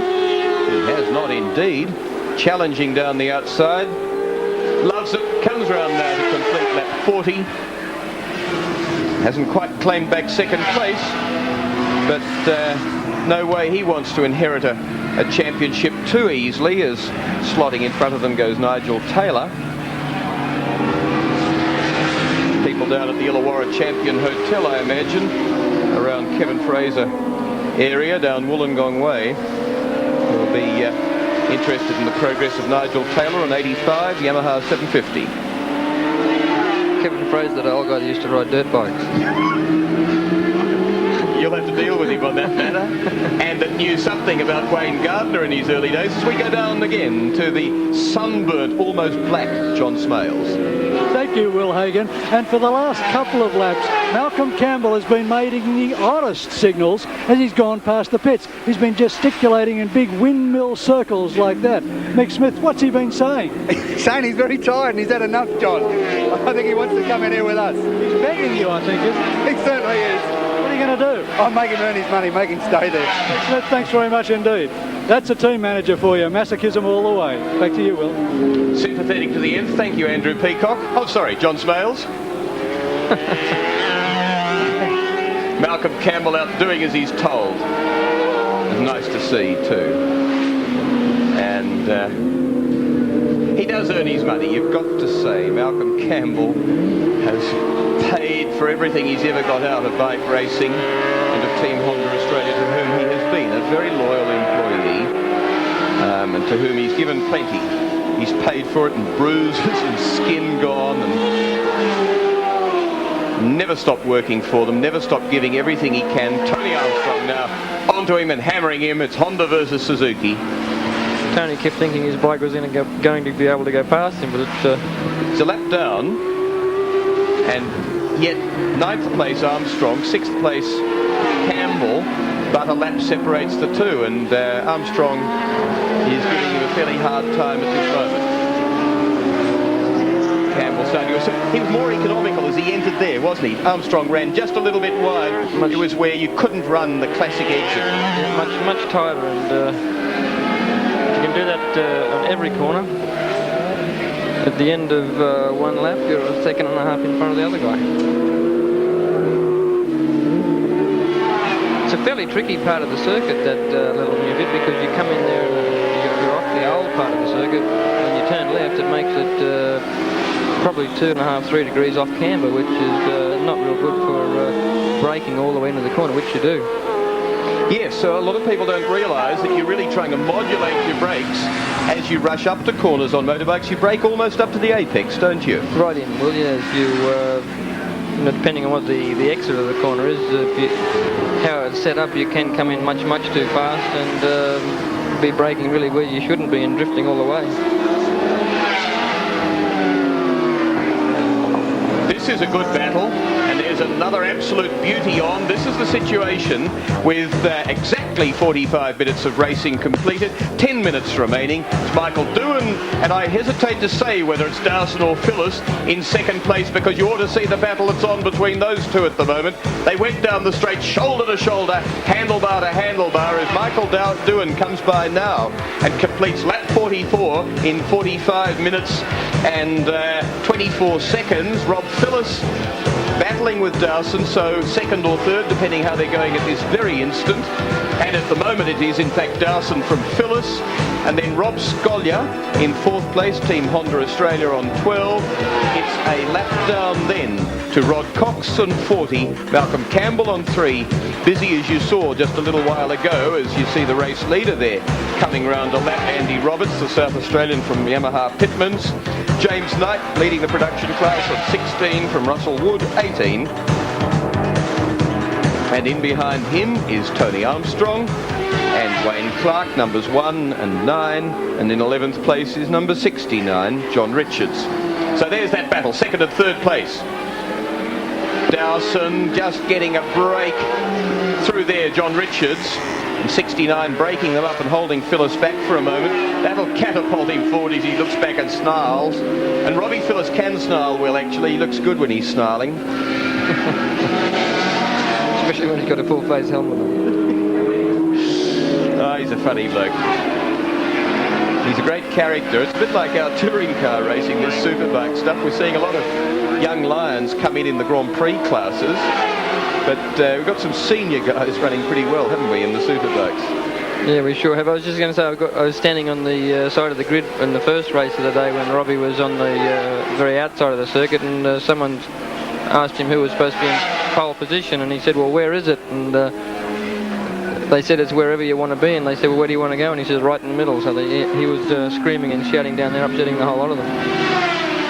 I was wondering earlier whether that Tony Armstrong battle with Malcolm Campbell typified Tony Armstrong just going off the boil for a bit and then getting stirred up by somebody coming past him, somebody that, until he gets a bit of inspiration, doesn't keep up his pace all the time. Yeah, it does happen, well, especially in a long distance race where you end up by yourself there for 10 laps and you say, well, what am I doing? I've got no one to race, and you especially if you're not getting your lap times every lap. But if someone comes past you, it sure does bring a little bit extra in you to either not let them pass or stay with them if they do get past you. Wayne Clark then waved Robbie Phyllis through. He said, I'll stay tight, go round the outside of me. But at that stage, Phyllis had still lost a little bit of ground, so that his deficit now is 1 1/4 seconds. Back second place Dowson to Phyllis in third, trying to catch him. It's not far back to Scollier. Scollier on 12 in fourth place. Not so very far behind them, and doing as ever in the first heat. Gee, traffic's got to be one of the great problems in this race. It's keeping them busy.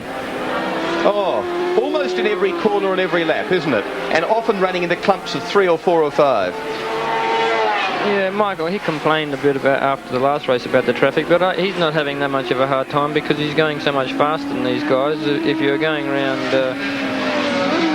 within if they were only a 1/4 of a second slower than you in their lap times, it'd be awful hard to get past. But when you're going 1.5 seconds to 2 seconds a lap faster, it's quite easy. Saw James Knight in there on 16 just briefly, and when we see this battle now of Michael Dowson come by, he's 33.1 seconds behind his team leader Michael Doohan. So in 47 laps of racing, 49 minutes of racing, that's the lead. But Michael Doohan's pulled over Michael Dowson. It's 1 second back then to Phyllis in third place, and a couple of seconds back to Scollier in fourth. A lap down to Rod Cox, fifth on 40. Malcolm Campbell, sixth on bike number 3. And Doohan completes another one. And Doohan's been racing now for 49.5 minutes. He has 5.5 minutes remaining. 5.5 minutes of trying everything he knows, and needs some help like Wayne Gardner needed help from other people or from error on the other riders to grab a championship, and neither were that lucky because they were up against men that were too experienced, too good to throw away that sort of advantage. Phyllis in the case of the Shell Oils Australian Endurance Championship, Wayne Gardner in the case of battling Eddie Lawson in the World 500cc Championship. So Doohan's done everything he can. He's had the odd flaw in the championship, but he's ridden brilliantly, and at Sandown he dominated. At Oran Park he blitzed them. At Lakeside he's blitzed them. And here's Phyllis second again. And Dowson was the man there that ran a bit wide. Now, gee whiz, getting fairly close and threatening. So first and second in this Australian Endurance Championship will be very worthy champions and runners-up, because Phyllis well deserves the 2 Australian Championships that he's wrapped up here today. The Australian Unlimited Championship, in which he has a handy lead, and this, the Endurance Championship. Still, though, anything can happen. 4 minutes remaining. and all sorts of funny things happen, and Tony Armstrong says, come by, and you can have number 1 for next year. Take off that 6. And Dowson comes through, and for a moment, Tony Armstrong didn't know he was there. No, he didn't know he was behind him, but not a problem. Michael got through cleanly and just gave Tony a little bit of a fright, I guess. Well, Phyllis, though, when he was coming through, and I don't think he expected the second rider, but I think Phyllis sensed it, don't you think, and came through to a point where he made Armstrong aware of him. I think when Tony was coming down the hill onto the main straight, Robbie was right in behind him, and he would have felt him in his draft, or might have been able to hear him, and I guess that's why he had a look to see how close he was.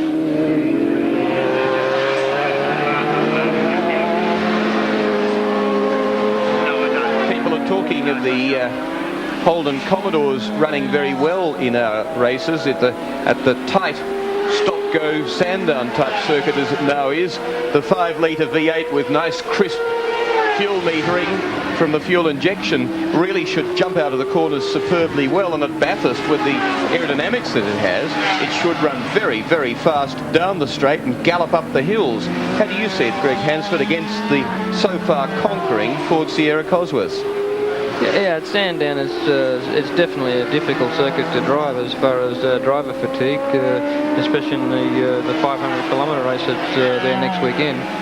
I'm not sure what sort of time will be in the car, but it'll definitely be a couple of hours at a time, and the Holden will be good around. I mean, the V8 cars are always good and nice and comfortable, easy to drive. But sure, at Bathurst, the car, I mean, no one really knows how good they're going to be, but going on those lap times of what Walkinshaw did at Silverstone yesterday, they're going to be in there with a real good chance at Bathurst, because it's a nice flowing circuit, you know, very fast. You need a lot of horsepower up and down the hills, and apparently they've got it. So I think Bathurst and, well, I guess Sandown next weekend is going to be an interesting race, and everyone's looking forward to the big one at Bathurst. Margin is 1.7 seconds from Michael Dowson trying to catch Robbie Phillis, and 7 seconds back then to Rob Scolyer, 4th place on bike number 12. So as Michael Doohan now comes by, complete 52 laps after 53 minutes and 38 seconds of racing. So in other words, it is just 1 minute and 25 seconds now, 15 seconds at least, and it indeed is the last lap as he comes round now. Can that be right? They will finish a touch earlier than the 25 minutes if that's the case. So as he goes around the back section of the circuit, John Richards there on 69 holds him up a touch, but he is on the final lap. Michael Doohan, totally dominant today on the Marlboro Yamaha dealer team bike number 25, the superbike Yamaha 750 that he handles so beautifully well, so smoothly, calmly in control, coming round now up to the top of the hill at Lakeside, accelerating out of there, straighten it up, and one run down now to the bottom of the circuit, bring it round onto the straight and blast down towards the start-finish line to complete 53 laps in the second heat of the 6th and final round of the Shell Oils Australian Endurance Championship. It won't be enough to give Michael Doohan the championship, but it is certainly, for the 3rd time in the 6-race series, given him victory in the races. He won the opening round, he won running away in this sort of dominant style at Oran Park in the last round, and he's done it here again at Lakeside, and he really is the 23-year-old, a beautifully clean, relaxed rider, gloriously in charge of his machine, and has done a beautiful job on the day. But the man that he was trying to beat, doing everything he could to hassle out of winning the championship, is Robbie Phillis, but he's taken it. He's finished in 2nd place, 37.5 seconds in arrears, and he too needs to stretch some weary limbs after 55 minutes of racing, after a previous heat and just a 20-minute break on a very, very warm day indeed. Let's open the leathers and get the air in, and that is the new Australian Endurance Championship. It's Phillis and it's Kawasaki, and they've done it beautifully well on a very limited budget throughout the season. The heady 33-year-old was born in New South Wales and has worked and lived in and around Albury for a lot of his life. and today has wrapped up both the Australian Unlimited Championship and also the Endurance Championship. Coming in third in that race was Doohan's Marlborough teammate Michael Dowson. Fourth place was taken by Rob Scollier on the best placed of the Hondas. It was a lap down then to Rod Cox in fifth. Malcolm Campbell was sixth. It was a further lap down to seventh place, and the leader of the production class, which was James Knight. Eighth on number 18 was Russell Woods, and he was in the production class too. Then it was Tony Armstrong, the man who surrendered plate number 1 in the Australian Endurance Championship, and in 10th outright. Leading the production class to the start of today was bike number 9, Wayne Clark.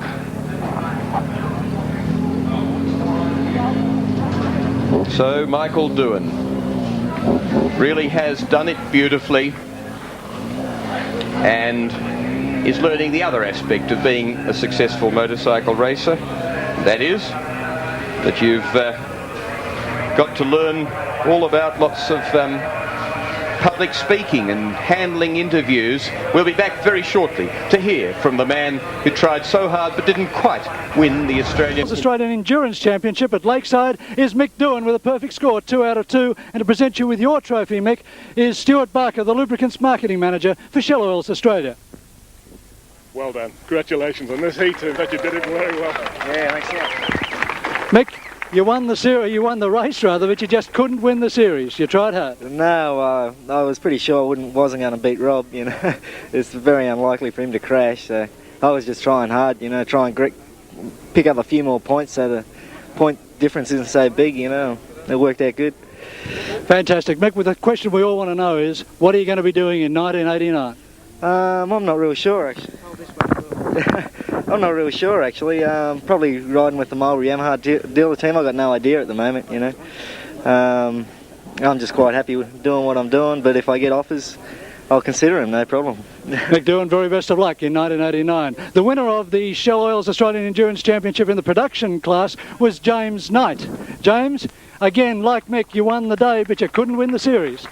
Yeah, that's correct. It was a pity it came down to, I think, 2 or 3 points difference. But anyway, I'd just like to thank all the team sponsors, the RK race team, pole position, RK chains, Ansett, Shell and NGK spark plugs, also my personal sponsor Shoei. And I'd like to thank all the organisers for putting on a great James, we've got to interrupt you, I'm sorry, but we've got to give you now your trophy, if I could. Well done, Rob. Thanks very much, Shell. Nicely done. Okay, fellas, the folks you wanted to see today, the man you wanted to win most of all, is Robbie Phillips, who finally has wrapped up an Australian Championship. Rob, congratulations. Thanks a lot, John. Thanks, everyone. To present you with your trophy again is Stuart Barker. Thank you. Stuart? Thanks, everyone. Well done. Thanks, Stuart. Consistent run all the way through the season. Well done indeed. Beauty. Robbie Phillips, how does it feel? Horn. I'm wrapped. I've never won an Australian Championship before, and I won 2 today, and I'm wrapped. I reckon it's the hot setup. There was no way I was going to beat Mick. I'm glad that, I hope that he gets a good ride next year and he doesn't hang around here, because it might leave it open for us again. Well, we'd like to see you race overseas too, Robbie. Yeah, but everyone reckons I'm too old. So, but that was a really good race, Mick, and congratulations. That was really good. Ultimately, the man standing up here, we've got to quickly give him his presentation, is Wayne Clark, who's won the Production Bike Championship for 1988. Thanks, John. Congratulations, Joe. Thank you very much. Special thanks to Highside Yamaha, who made it possible this year. All I really like to thank all my main sponsors, because they've really helped me out all year, is Metzler Tyres, Walter Miller Leathers, SBS Brake Pads. Wayne, I've got to go. I'm sorry, mate, because we've got to go now to the final of the soccer in Sydney. We hope you've enjoyed motorcycle racing from Lakeside as this afternoon in Brisbane, the last round of the Shell Oils Australian Endurance Championship. On behalf of Greg Hansford and Will Hagan, I'm John Smales for SBS Sport.